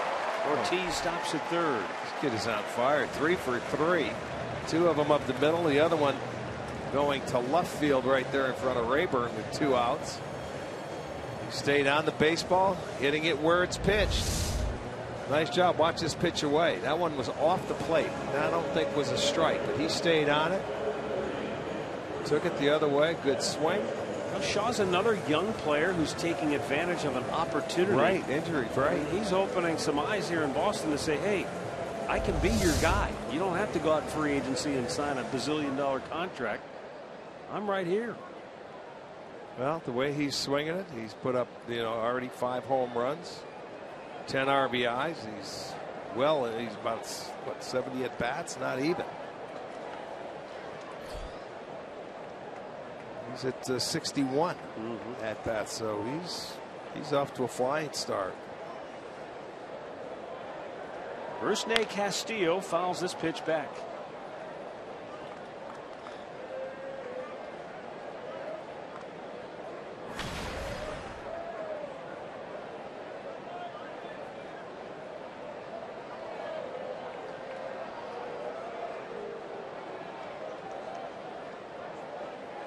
Boston has now hammered out 10 hits on the night. It's almost like a complete reversal of the game we saw last night. Last night it was Danny Salazar who shut down Boston's bats. And the Indians had all the fun offensively tonight. And the script has been flipped as Eduardo Rodriguez has quieted Cleveland's bats, and Boston got off to a quick start against Bauer.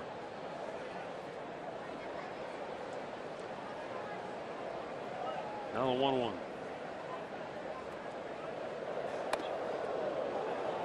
But that two-seamer ran in off the plate.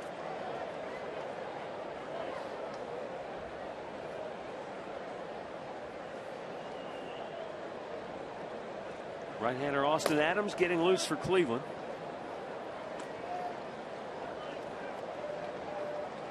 Webb worked a 1-2-3 fourth. He's 1 out away from getting out of the 5th.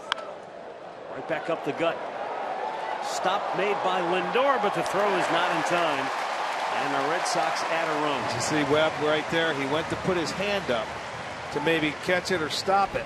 And he decided to take it down thinking one of his infielders would have got it. But by the time Lindor got there, he was really upset at himself. He didn't try to catch that ball now because it goes. Watch this. It goes right over his head. He went to reach for it and does it. It goes right over second base. Lindor slides, flips, throws, a little tardy. And now watch him after the play takes place. He's upset. He thought it was going to go right at him. He beats it out. Upset with himself. He didn't try and get it. Well, that's going to be the end of the night for Webb. He goes an inning and 2/3. A run is in here in the 5th. And Austin Adams is coming on for Cleveland.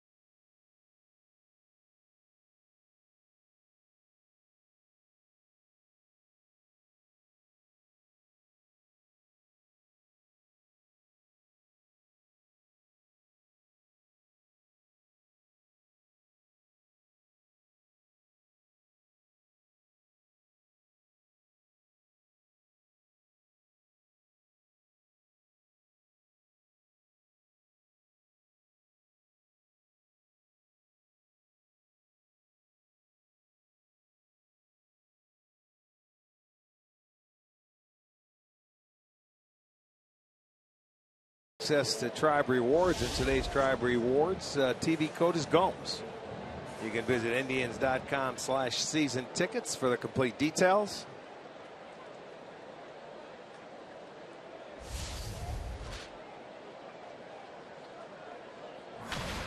Austin Adams is on now for Cleveland.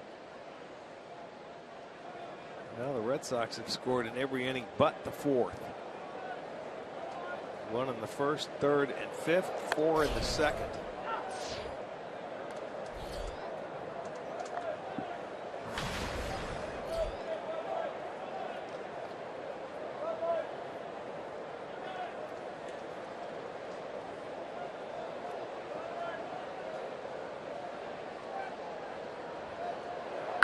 Swihart with a bouncing ball to Ramirez. That'll end the inning. Red Sox had a run through 5. They lead it now 7-0.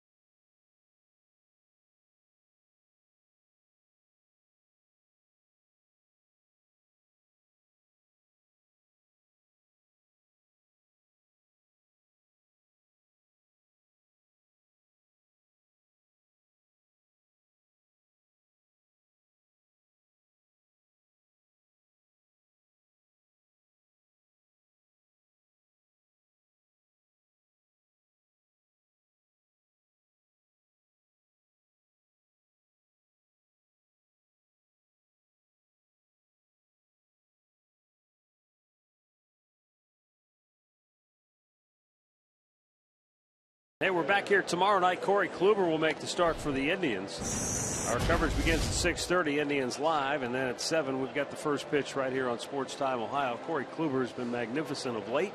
He'll go up against Joe Kelly.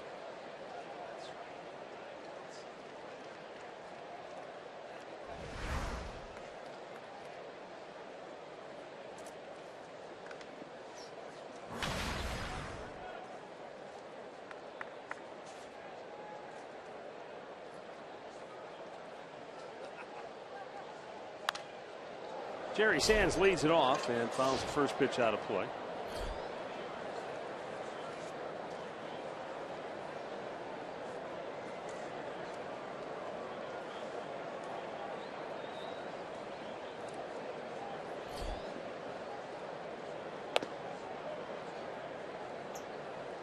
Sands struck out his first time up.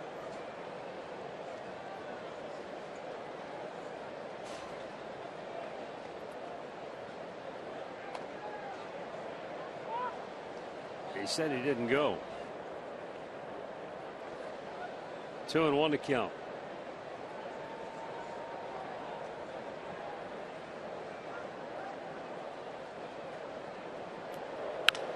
Bounce to third. Sandoval throws him out. 1 away. Let's go on to Andre Knott. You know, we mentioned before about Eduardo Rodriguez. Struggled his last time out, but put that behind him, made the necessary adjustments, and he's been brilliant here tonight. What's going on, do you think, with Trevor Bauer? I think, you know, I heard you guys talking about Rodriguez, and it instantly made me think of Bauer. And talking with Mickey Callaway before the game, he goes, look, his stuff's there, his arm is strong, we know he throws more than any other pitcher on the team, but are you starting to worry, is it a mental thing at this point in time with Bauer?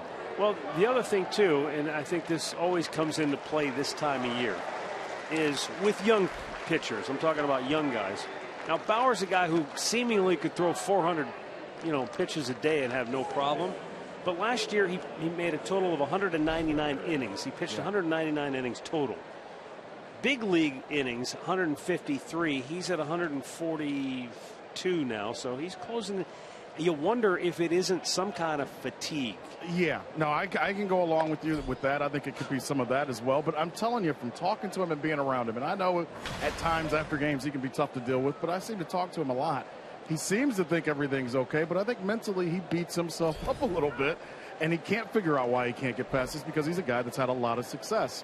Also, I'm glad we've gotten through this, and we got through the free Tom Brady chant that they do here every game now.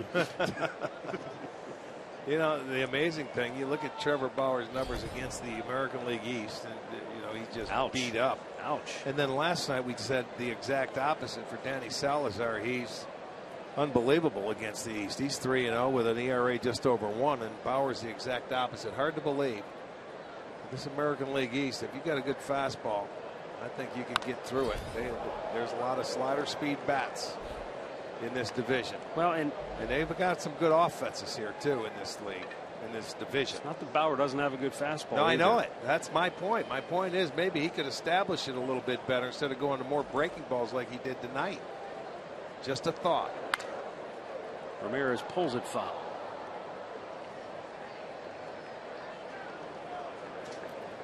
Nine ground ball outs for Rodriguez tonight.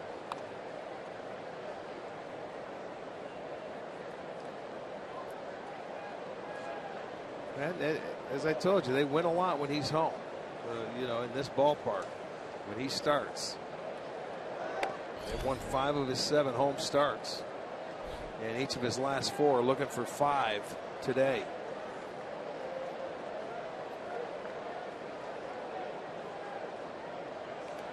Traditionally, Rick, when I think about Fenway Park historically, left-handed starters, this isn't a place where they normally thrive. They would never throw left-handers here, you know, until they started seeing, wait a minute, these left-handers can throw that cutter, get it inside the right-handed hitters, you know, and they can pitch in this ballpark, and it's changed in a hurry. The cutter has become a pitch, and those change-ups going down and away. They had some good left-handed pitchers on this Red Sox organization. Ramirez shoots one up the gut for a 2-out single. Just the second hit for the Indians tonight. And Jose Ramirez was just mired in a dreadful slump after he was swinging the bat well. He had been 0 for his last 21 before that single up the gut. Well, he got a pitch that was up in the strike zone. Looked like a fastball up there that he took right back up the middle.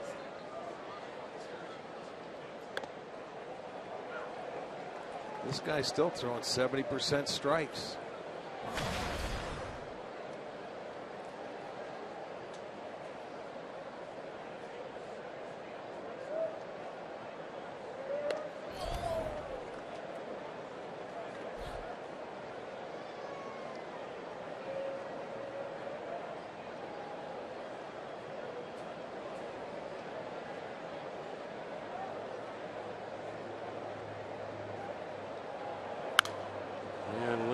Fouls one back.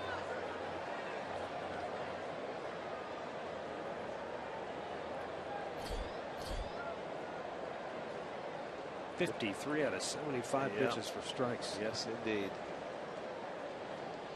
Well, that's the remedy here with this club. The Indians, they're #1 in the league in walks. You don't walk them, and you make them hit their way on. Sandoval throws out Lindor to end the inning. Indians get another hit, but they are still down 7-0.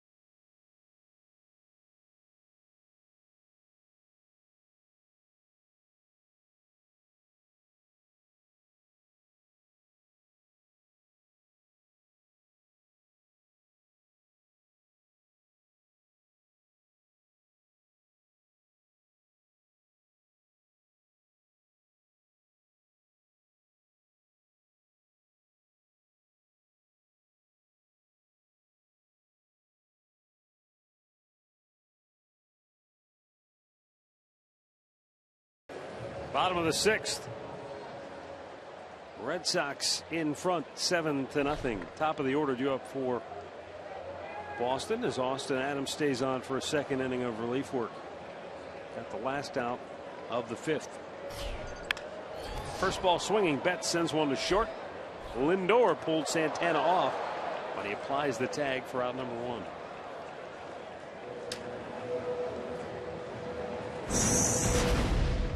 Brock Holt has picked up a couple of hits in the ball game. He started things off with a triple down into the right field corner in the 1st, and then up in the 2nd inning he knocked in a run with a solid stroke into right field.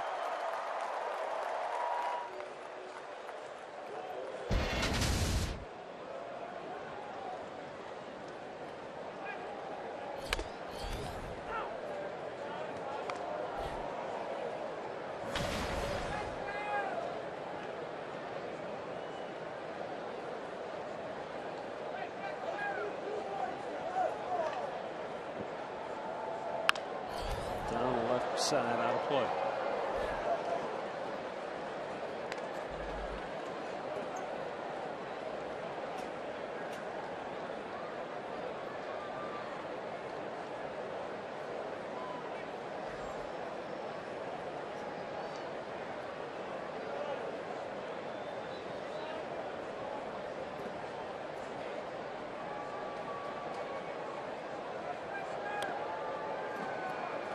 Brock Holt wearing number 26. I was thinking number 27. Carlton Fisk, his number retired by the Red Sox. He's here tonight, part of the ambassador program for the Red Sox. One of the legends, obviously, in this franchise's great history. Who do you think from the Red Sox recent run of success? They've already retired number 45, Pedro Martinez. Who else? David Ortiz is an obvious slam dunk. Yeah. You think anybody else out of that crew? Those are really the two ringleaders. Yeah, it's hard to guess. There's Fisk right there, 27. And you go to Chicago, and he was 72, and he was in there. I think his number's retired there, isn't it? For the White Sox.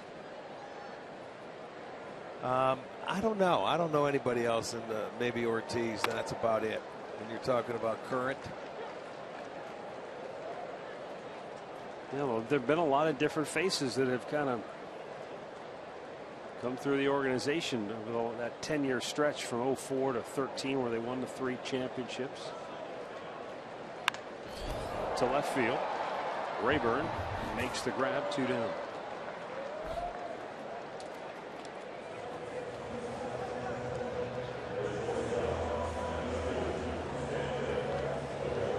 I mean, there will certainly be players who will never have to buy a meal in this town if they show up. Dave Roberts being one of them.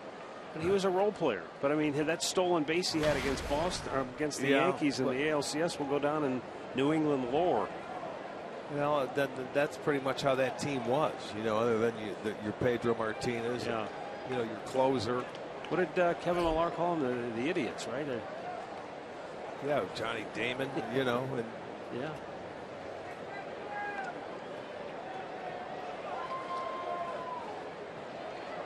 Unless you retire the manager's number, who won the 2 World Series, Terry Francona. Yeah. I mean, that would be the only other guy I could think of.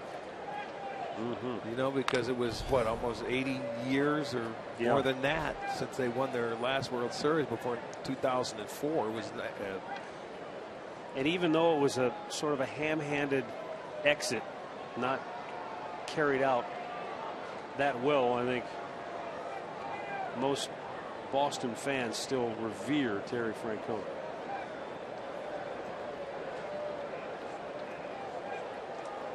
The 0-2 fouled.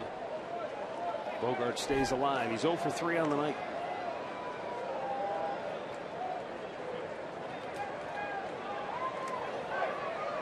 The captain among those guys, Jason Varitek. Oh, there's a good one. I'd forgotten about Varitek. He was the captain. He was the man in charge behind the plate. That could be potentially.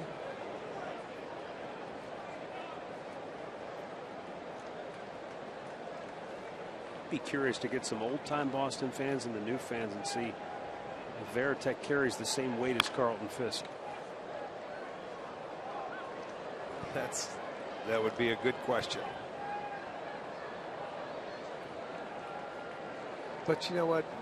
Yes, I would think so, because nowadays they have short memories. What have they you don't done go for back. me lately? Yeah, exactly.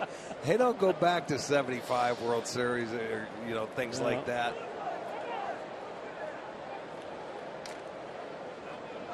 I mean, a lot of these guys may not even know Carlton Fisk. You know what I mean?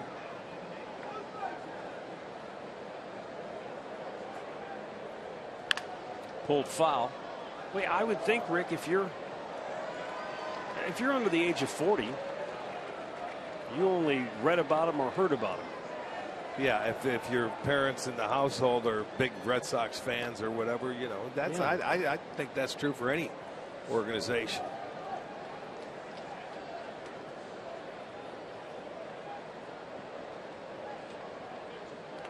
Downstairs.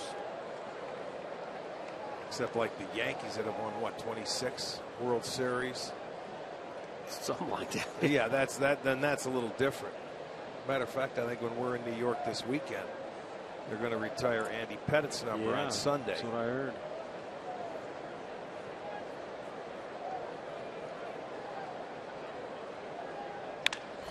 Drilled up the alley. Right. The one hops the wall at the 379 mark, and Xander Bogaerts, speaking of the Yankees, the reason he wears number 2 is because of Derek Jeter. Not sure how the Fenway faithful feel about that, but that was his guy growing up. He turned that heater around, didn't he? And that ball did not take long to get out there. That's a 4th double tonight for the Red Sox out of their 12 hits. And for Bogaerts, that's his 26th.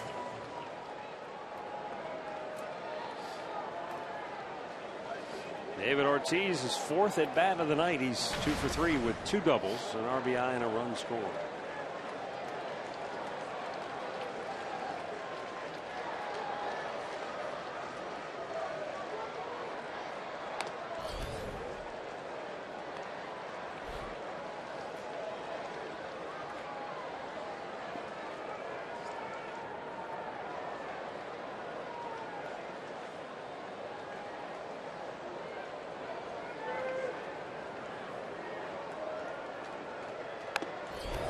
Good high heat from Adams, 98 miles an hour, and it's 1-1.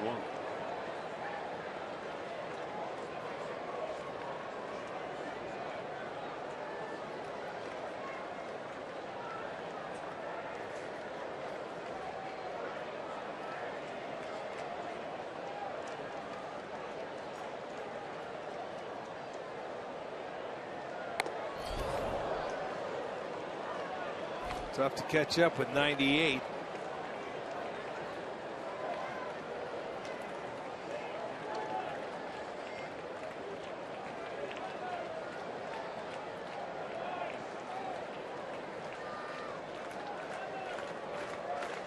Two down, a runner at second, and the 1-2 pitch. High pop, left field, slicing. And that's a foul ball by inches. That ball came back. Sure did. A lot of times you see them, they slice into the seats. It seemed like that one came back down. Yeah.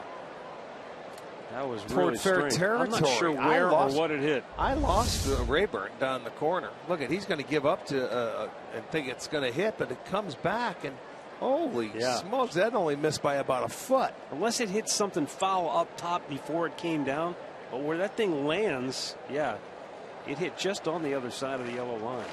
So it wasn't fouled by much from there. You can see the ball There's mark. absolutely no foul territory down there either.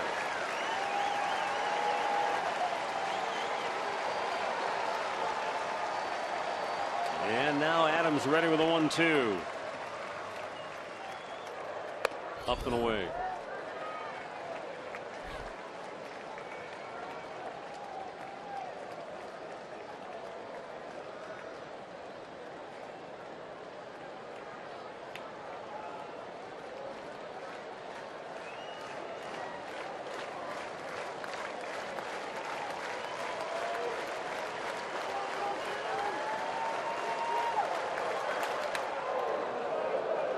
just missed. And full count. He went to a changeup to try to. I guess it was low. You can see Perez kind of stab at it.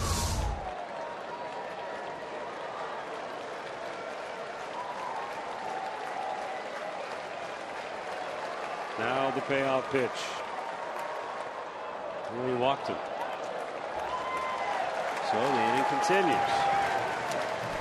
You know, the last two 7-0 game. Yeah, he went away from that fastball and threw 2 changeups,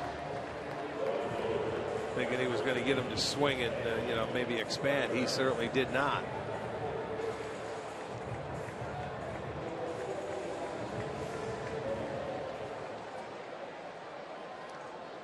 Hanley Ramirez is 0 for 3 tonight. He's grounded out all 3 times up.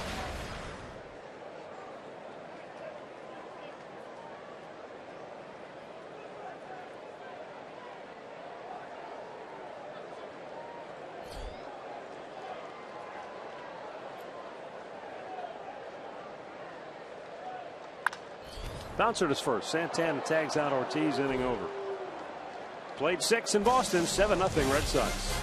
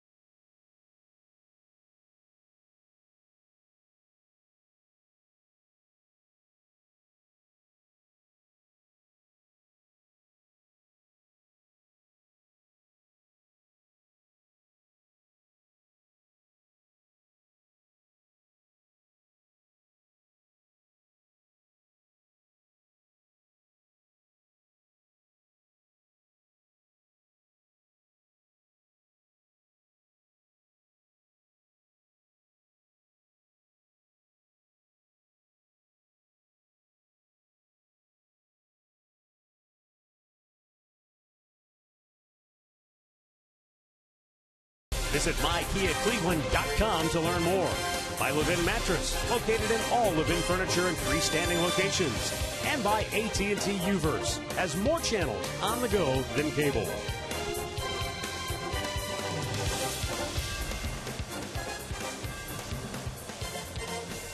We head to the 7th inning here at Fenway with the Red Sox in front 7-0.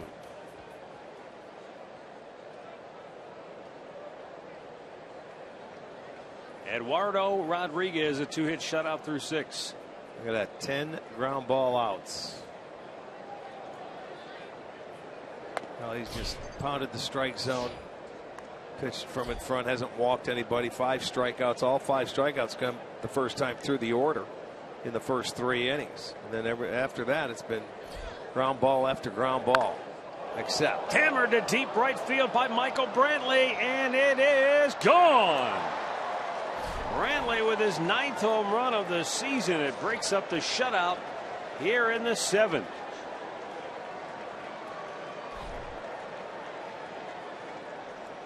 Interesting. He came at Michael with a changeup there.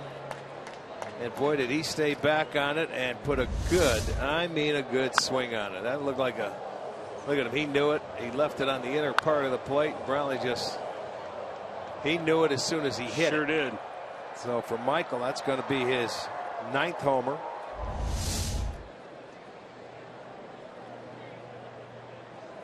Carlos Santana is 0 for 2 on the night.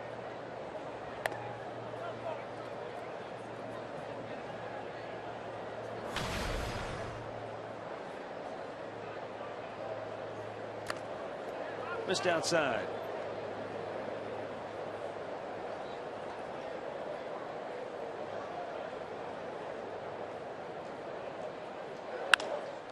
Santana shoots one into right field. So a homer and now a single. And we'll bring up Ryan Rayburn. Just over 80 pitches tonight for Rodriguez.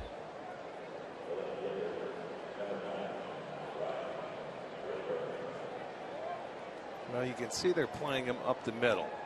And that swing, that's very successful against that style defense. I haven't seen a lot of that swing this year. No, you throw them away. You stay on the baseball. The key is making adjustments in every at bat against the pitcher. They're going through the third time through now, and Ramirez got a base hit. Brantley hit the home run. Now Santana. So they're 3 out of 4 that third time through the lineup.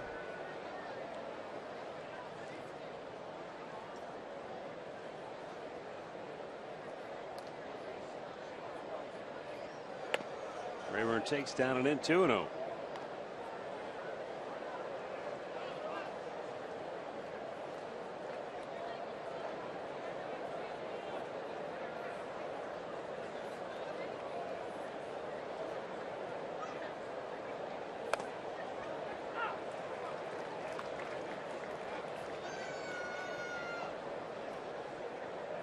Rayburn struck out in the second. He ground ball to second base in the fifth.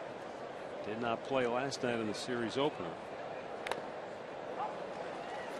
And now the count evens at 2-2.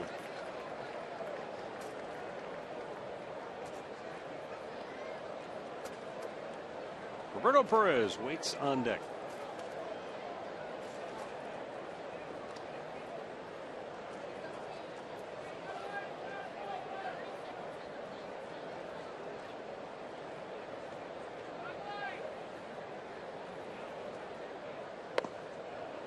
Just missed down and in, full count.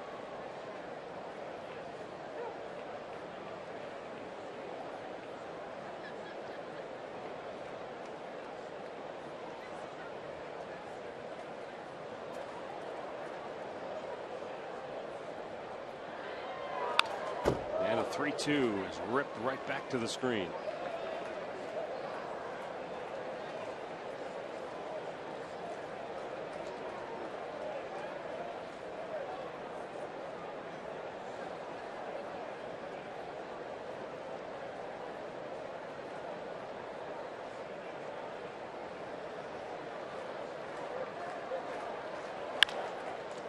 Slowly tapped to short. They go to second for one. Hold on to first. Double play.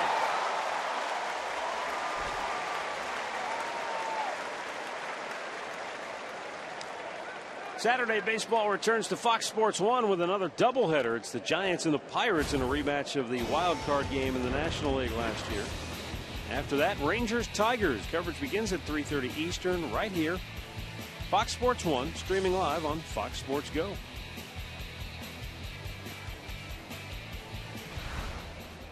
Roberto Perez has grounded out twice to the third baseman, Pablo Sandoval, tonight.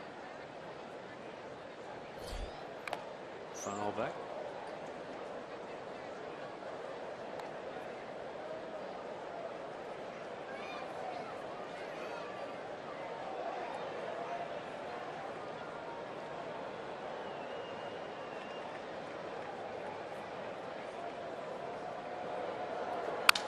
Broke his bat. Bogarts throws him out. Michael Brantley gets the Indians on the board with his 9th home run of the season. It breaks up the shutout here in the 7th inning. But the Red Sox in command by a score of 7-1. As we've reached the 7th inning stretch now here at Fenway Park in Boston. Time now to step aside.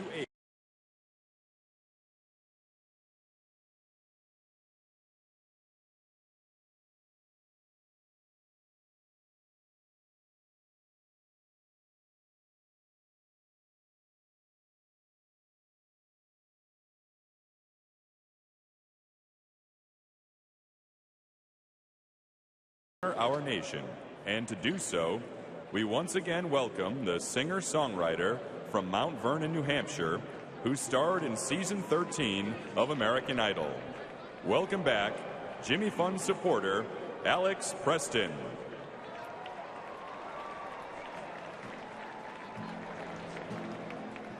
God bless America, land that I love. Stand beside her and guide her through the night with the light from above. From the mountains to the prairies to the ocean white with foam. God bless America, my own sweet home. God bless America, my own sweet home.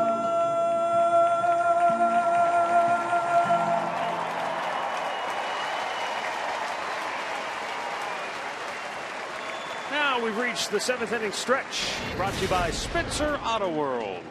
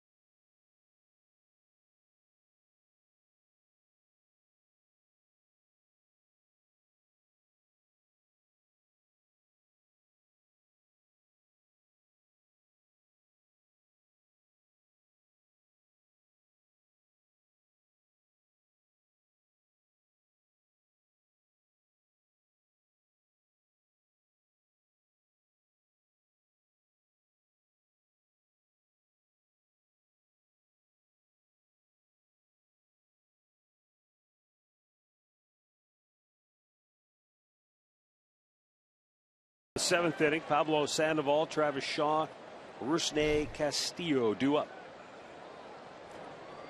Sandoval 1 out of 3 on the night, and Austin Adams throws it by him for strike 1.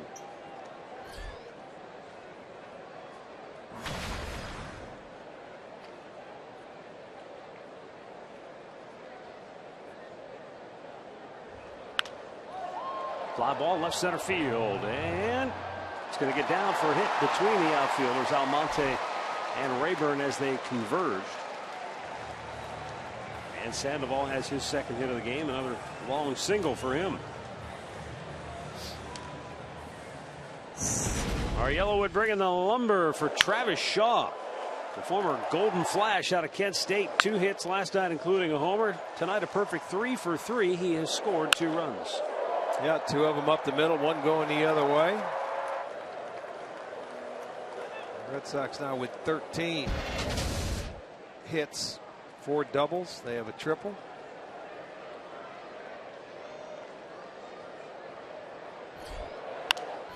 Shaw swings and fouls it out of play.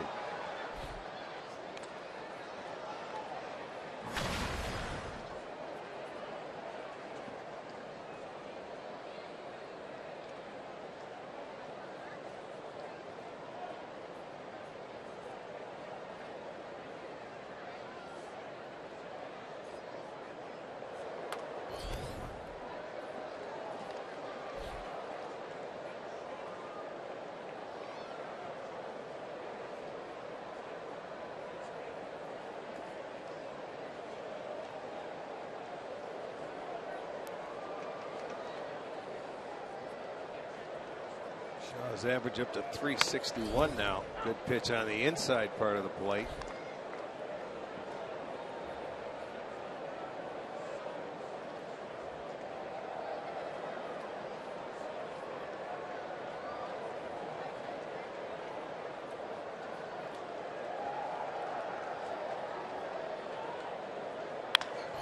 Holy smokes. Perfectly placed in the hole, and he's a perfect 4 for 4. Yeah, from Ohio. Loves to hit against the Indians so far. 6 hits in the first 2 games of this series. He'll pull this one. That was a fastball that looked like center cut. And he's able to turn on with the base runner on first. Santana can't do anything. That goes in the hole. Out comes Francona. He's going to make the pitching change. So Austin Adams did his part. Inning and a third tonight. It's pretty much been the theme when your starter only goes an inning and 2/3. Yes, indeed. So timeout for another pitching change as Jeff Manship is the next man into the ring for Cleveland.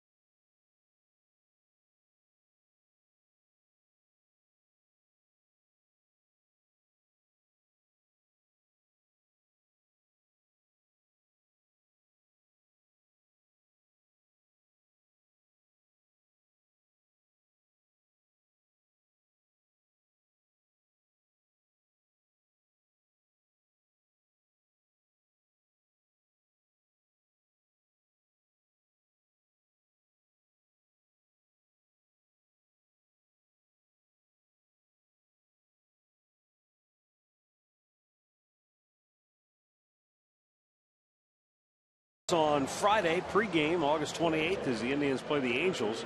$2 Miller Lights available 5 to 7 in the right field district, plus dollar dogs will be on hand. Indians.com, the place to get your tickets. 2 on, nobody out. Jeff Manship into the ball game now as he relieves Austin Adams. He is the 5th Indians pitcher to work in the game tonight, 17th appearance on the year.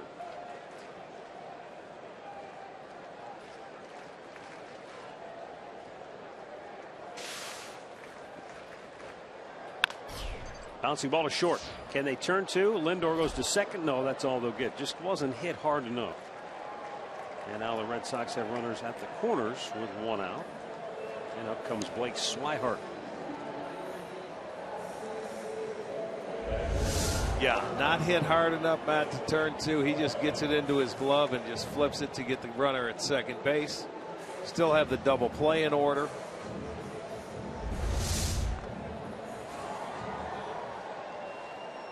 Blake Swihart singled in a run back in the 3rd. He walked and scored in the 2nd. Bounced into a fielder's choice his last time up.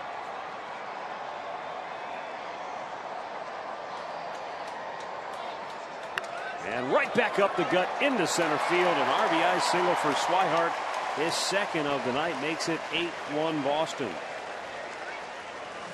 Sandoval comes home on the play. And Castillo stops at second.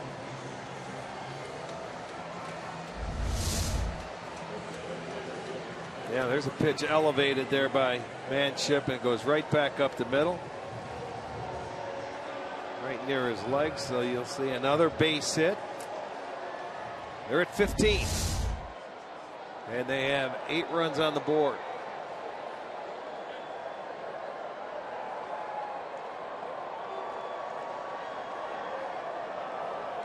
totally different game tonight.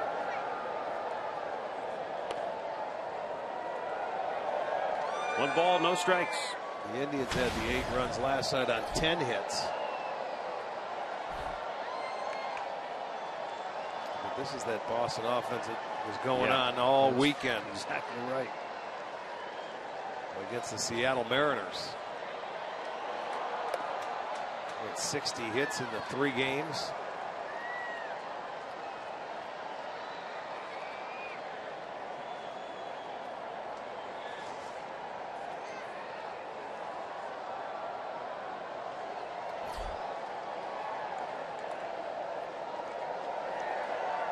A little different too because there's people that are staying around tonight. Yeah, that's true. You know, remember they were leaving yesterday. Rayburn makes a fine running catch for out number 2. Betts is retired. The runners return to their bases, and with 2 down, Brock Holt will be the batter.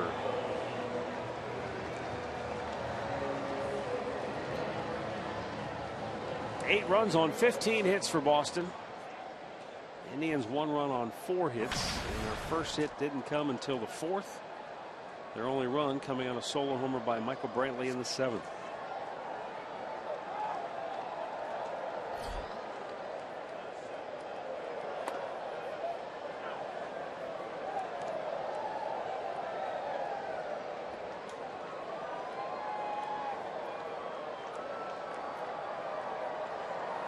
Yeah, by this time last night, of the 32,000 that were here, there might have been 12 left. Yeah, it was we usually walk back from this ballpark, and it was a quiet, walk, wasn't it? It was like a ghost town compared to normal. Yeah. Some of the folks with longer drives home, longer drive, have already headed for the exits.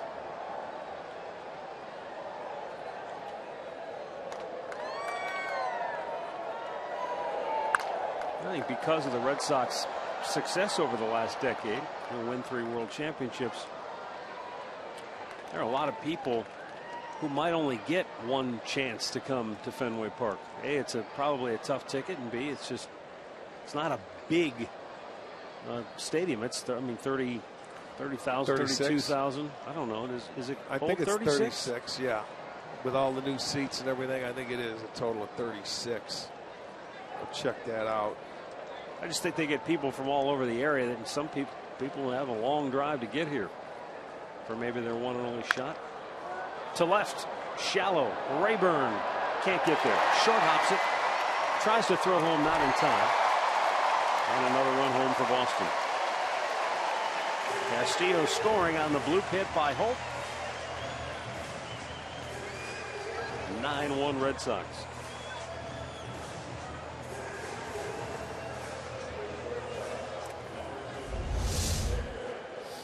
Well, not much you could do here.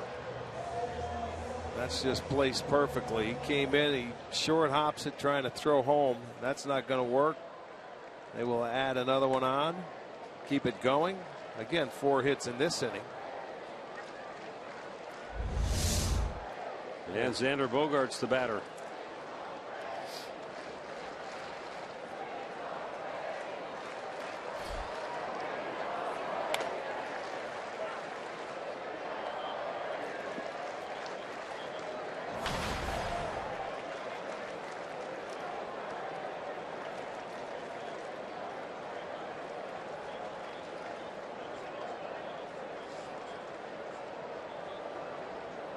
The 0-1. Way out in front.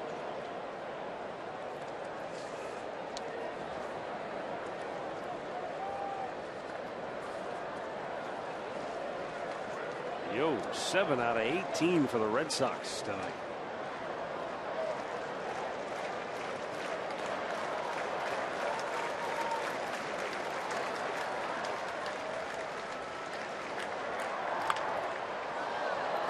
Right field. Jerry Sands coming in and over. And he makes the catch. Red Sox tack on 2 more, and after 7 they lead it 9-1.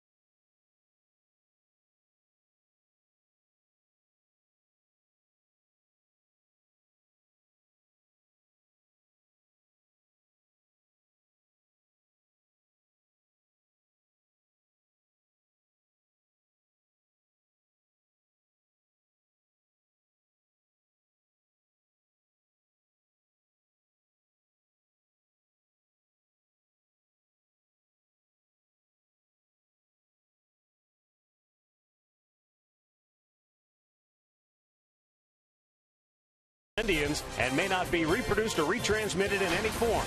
And the accounts and descriptions of this game may not be disseminated without the express written consent of the Cleveland Indians.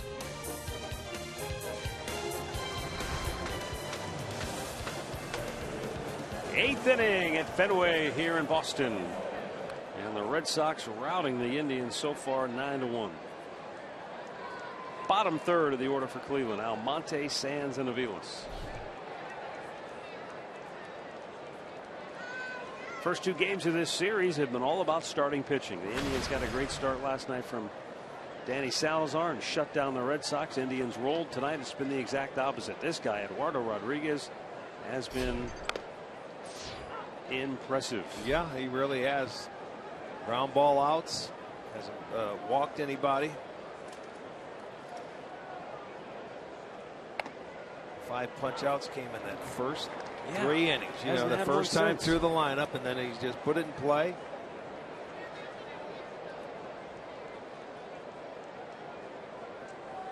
He's been right around that 70% mark, throwing strikes all night long. So he's been consistent. And the first look at this guy, boy, you don't look at his last start. But you mentioned he's had a few clunkers this year, and that's going to happen to young guys. But you know, you get a chance. Outside of that, I know he's been numbers solid. are good. I know it. But just every once in a while, he spits out a dud. 1 in June, actually 2 in June, 1 in July, and 1 in August. And they were, all 4 of them have ugly.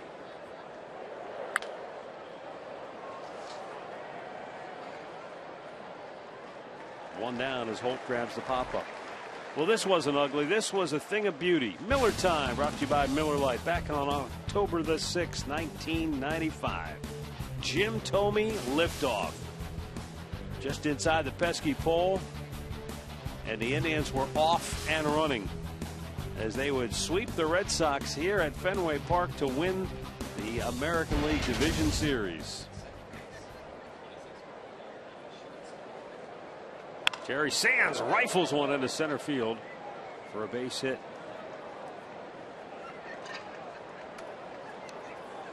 The thing I'll always remember about that trip to Fenway is, it was my first trip to this ballpark. So I remember coming down and being on the field pregame and looking up and thinking, this is it?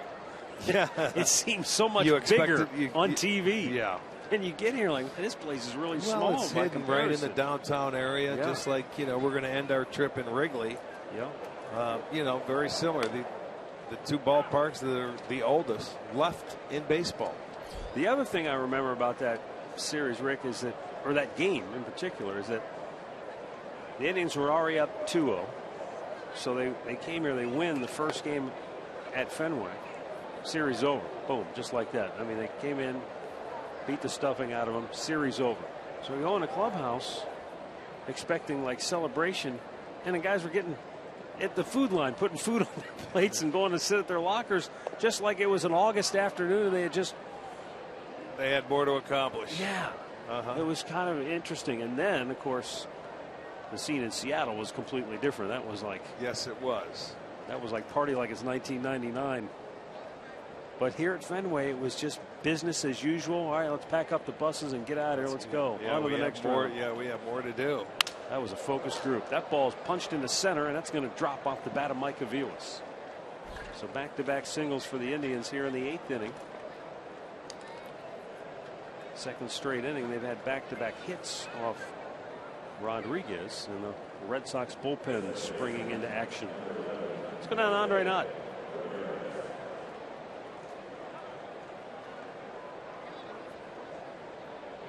Andre, you're on. Go. Yes. Oh, sorry. All right. Ken Rosenthal of Fox is reporting, and hold your breath on this one, guys. Remember when we were in Anaheim, Dave Dombrowski lost his job with the Detroit Tigers? Yeah.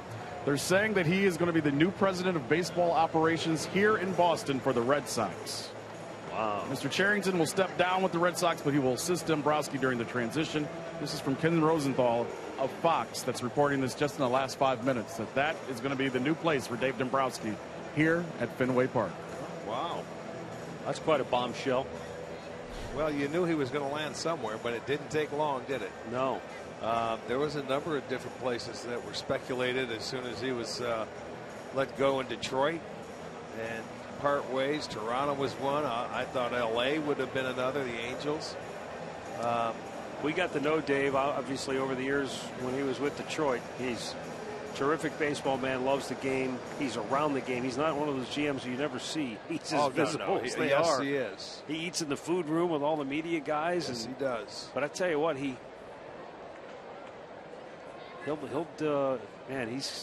that's a big hire for Boston. If that's in fact going to happen. I mean, this is Ken Rosenthal reporting according to Andre, but Kenny's usually got his pulse on the situation when it comes to Major League Baseball. He sure does. Well, this is an organization, you know, that they have money to spend, a lot like in Detroit where Dombrowski was. You know, they had a big high payroll.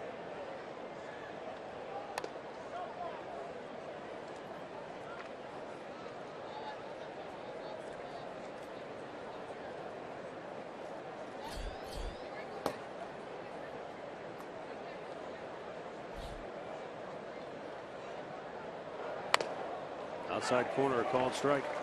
Well, the thing they need here is pitching.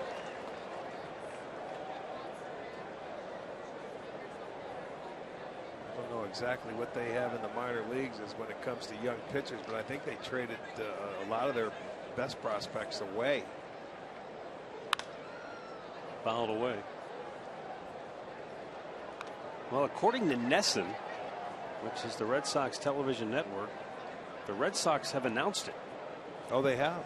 That's according to Nesson. It says the Red Sox announced that the organization has hired Dave Dombrowski to be its president of baseball operations.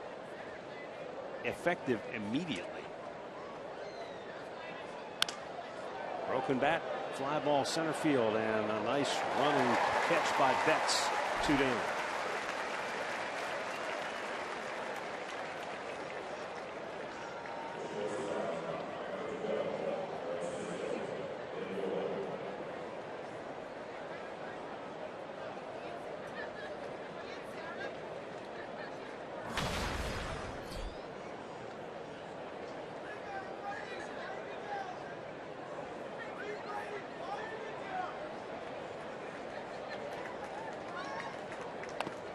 A little bit low.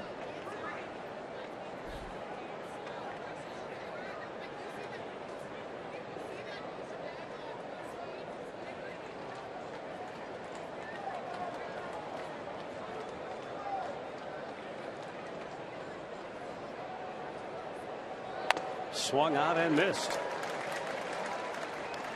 1 ball and 1 strike.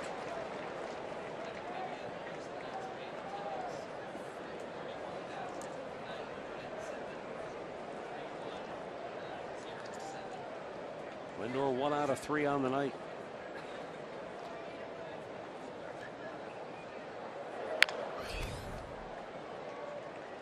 First time up tonight, he hit a line drive right on the screws to Sandoval at third. Second time up, had the Indians' first hit, a solid line drive single into center. And then last time up, bounced out to third. He's been swinging the bat very well of late.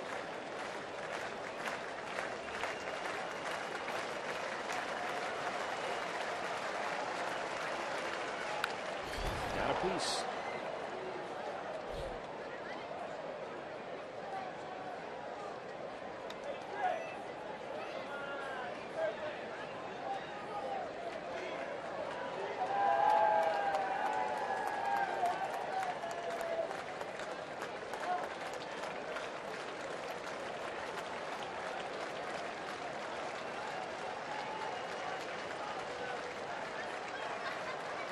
And the 1-2. Up and away.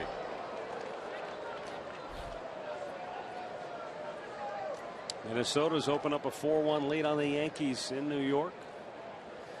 Mets still lead Baltimore 3-1. Last check, Royals Reds 1-1 on the 9th. Well, this will be a season high now. Pitches for Rodriguez with his 111th coming right now. His high was 110. He did it against Tampa, July 31st. That was in 5 innings. So. Well, you know, we always talk about pitch count and how it's normally what type of pitches. Are they high stress pitches? Are you in jams? I mean, he breezed through the first 4 or 5 innings tonight. Well, and right at the 70%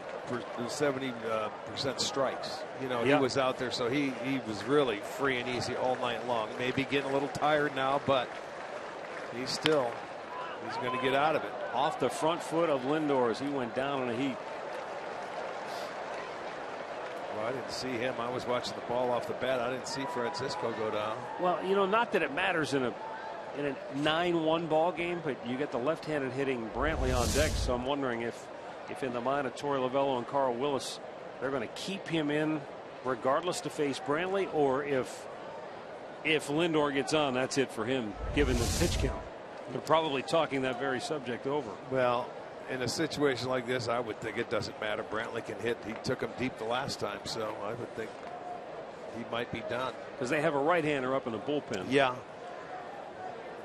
Don't think it matters for Brantley.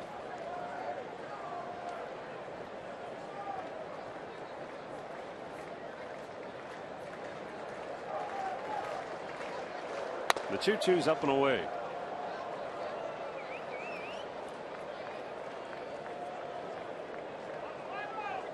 He's pretty much owned the outside part of the plate, and now in the last inning or two you can see that fastball away starting to get elevated a little bit.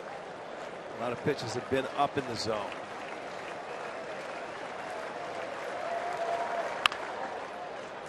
Chopped to short. Bogarts on the move. Actually, that's Brock Holt who had moved to short and made a terrific throw across the diamond to end the inning.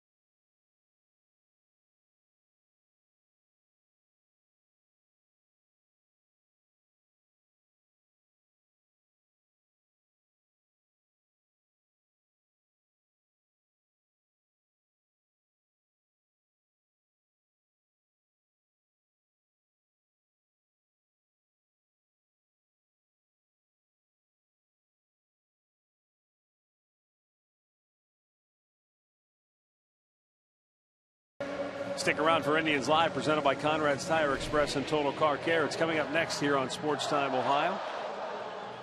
The man right in the center of your picture has pitched to Jim. Eduardo Rodriguez, 8 innings, a career high in pitches thrown and only 1 run allowed.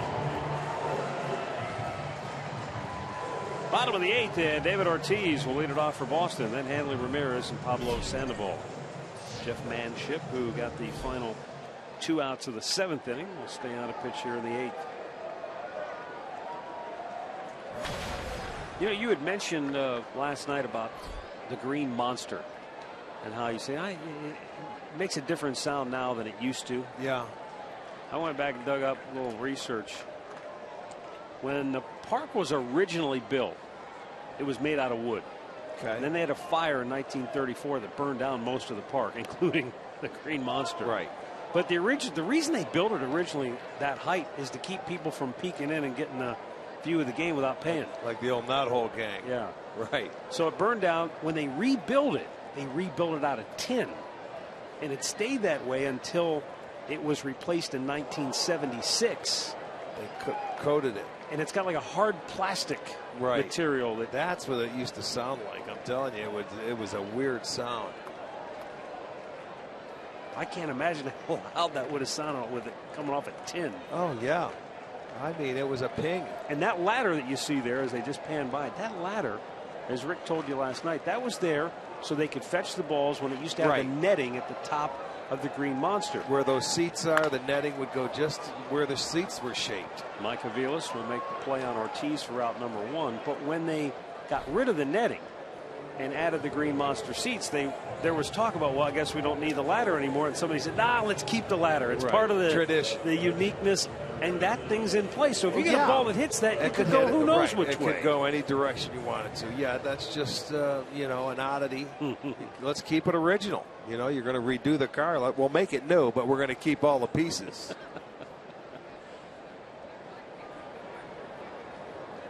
Hanley Ramirez 0 for 4.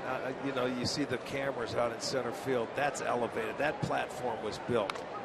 For the cameras, they used to be right down there where the fans were, over near the flagpole. That's all new there. Yes, so they get more seats in there. More seats, you get them to pay. It used to be right down there because you get the camera guys would get hit with line drives for homers over there. It's a few dented camera lenses. And that's an area where they have to tarp off for day games. So they lose those seats. Yes, so it's black. It's the background for the hitters. What do they call that? The batter's eye? The batter's eye, right. They got, I think, black tarps that go out there where you can see in day games, so they lose a little of the attendance during day games. But they really have done a wonderful job redoing everything in this ballpark to keep it looking like new, really. I mean, the clubhouses and everything, they stink, to put it mildly. They can't change. There's only so much room because, they can't knock out anything, Yeah. The same thing in Wrigley. I mean, they're only so big. It's very difficult to go in there, when they have the players. It makes you think that back when this park was built, there was no staff. So you only had, and guys were smaller, too. Players were smaller. Yes. Yeah, I mean, can you imagine coming in here with a September roster? It's very difficult. I mean, there were times where you have to share lockers with some guys.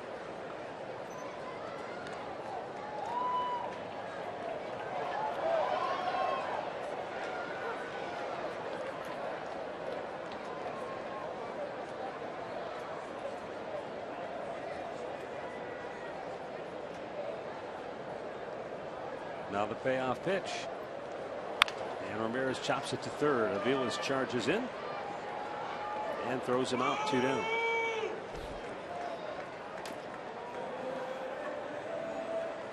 Recapping our keys to the game, brought to you by Wayside Furniture. Indians were not able to use the center of the field. They weren't able to do much at all against Eduardo Rodriguez. And simplify? Well, it was simple because he was out in an inning and a third. Or inning and 2/3. Yeah, just a tough day for Yes, Bauer. It was. And you know what? Than his last start. The other thing, I'd love to hear some kind of explanation afterwards, and it might not have made any difference. But he had Mookie Betts struck out, would have been the second out of the inning. And then all of a sudden, the umpires overruled the home plate umpire and called it a foul ball in the dirt when our replay showed up. Ball never hit his bat. I guess the guy you'd have to ask would be Perez. Was that a foul ball? Because he didn't say anything. We didn't see a reaction at least, and it was a first base umpire that made the call. Betts comes back then, gets another chance. He was already in the dugout. Well, he was gone. That's what I'm saying. He never complained. He was walking back to the dugout until the manager, Torre Lovella, came out and said something. But he came back to the plate then and got a second chance and smoked a 3-run double to left field, and it was like the horses were out of the barn after that.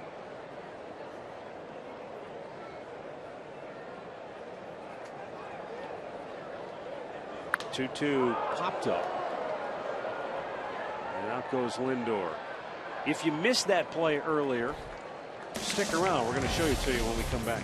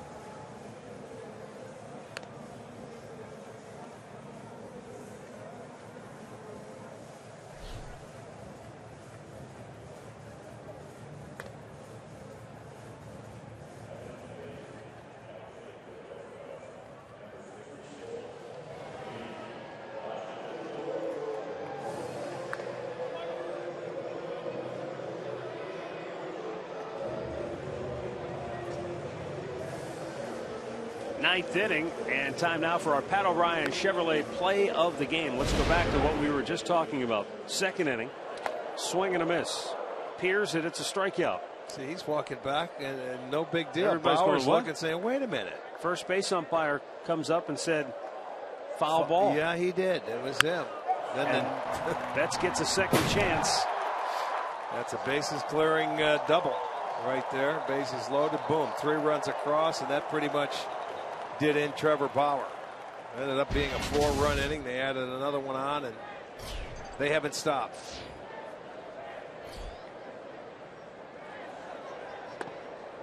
Pitch to the outside corner for a strike.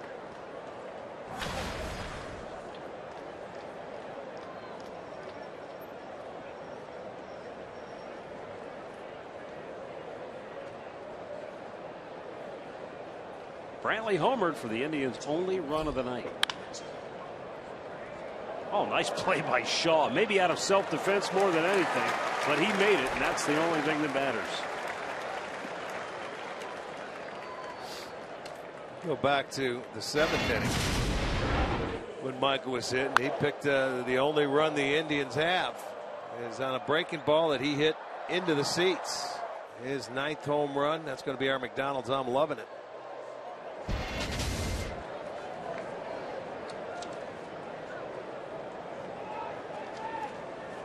Gene Machi was with San Francisco. Played off waivers right around that trade deadline time. The Giants designated him for assignment July the 20th, and then the Red Sox put a claim in on him and gobbled him up on July 28th.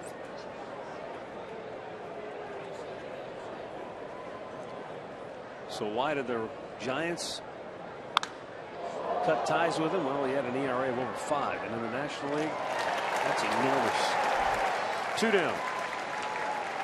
And Jason Kipnis is going to bat for Ryan Rayburn. So we'll get our first look at Kip since getting activated from the DL. And a good sign that we'll probably see him in the lineup tomorrow. Oh, yes.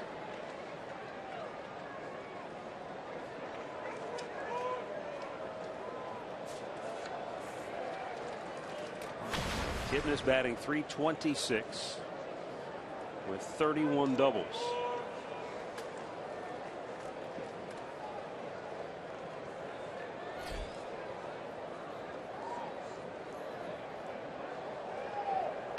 And that .326 average, by the way, leads the American League. 2 points better than Prince Fielder when the day began.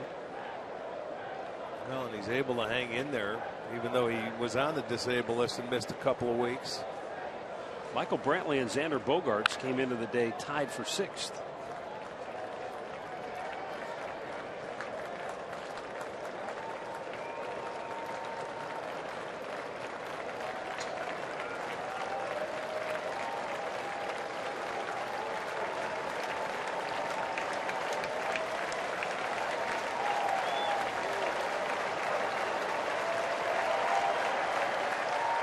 Kipnis with a ground ball to short.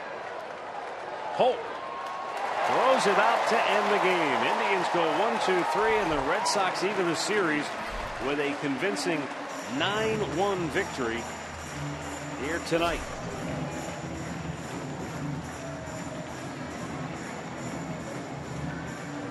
Eduardo Rodriguez gets the win. He's now 7-5. The loss to Trevor Bauer, he's 9-10. With the win, Boston goes to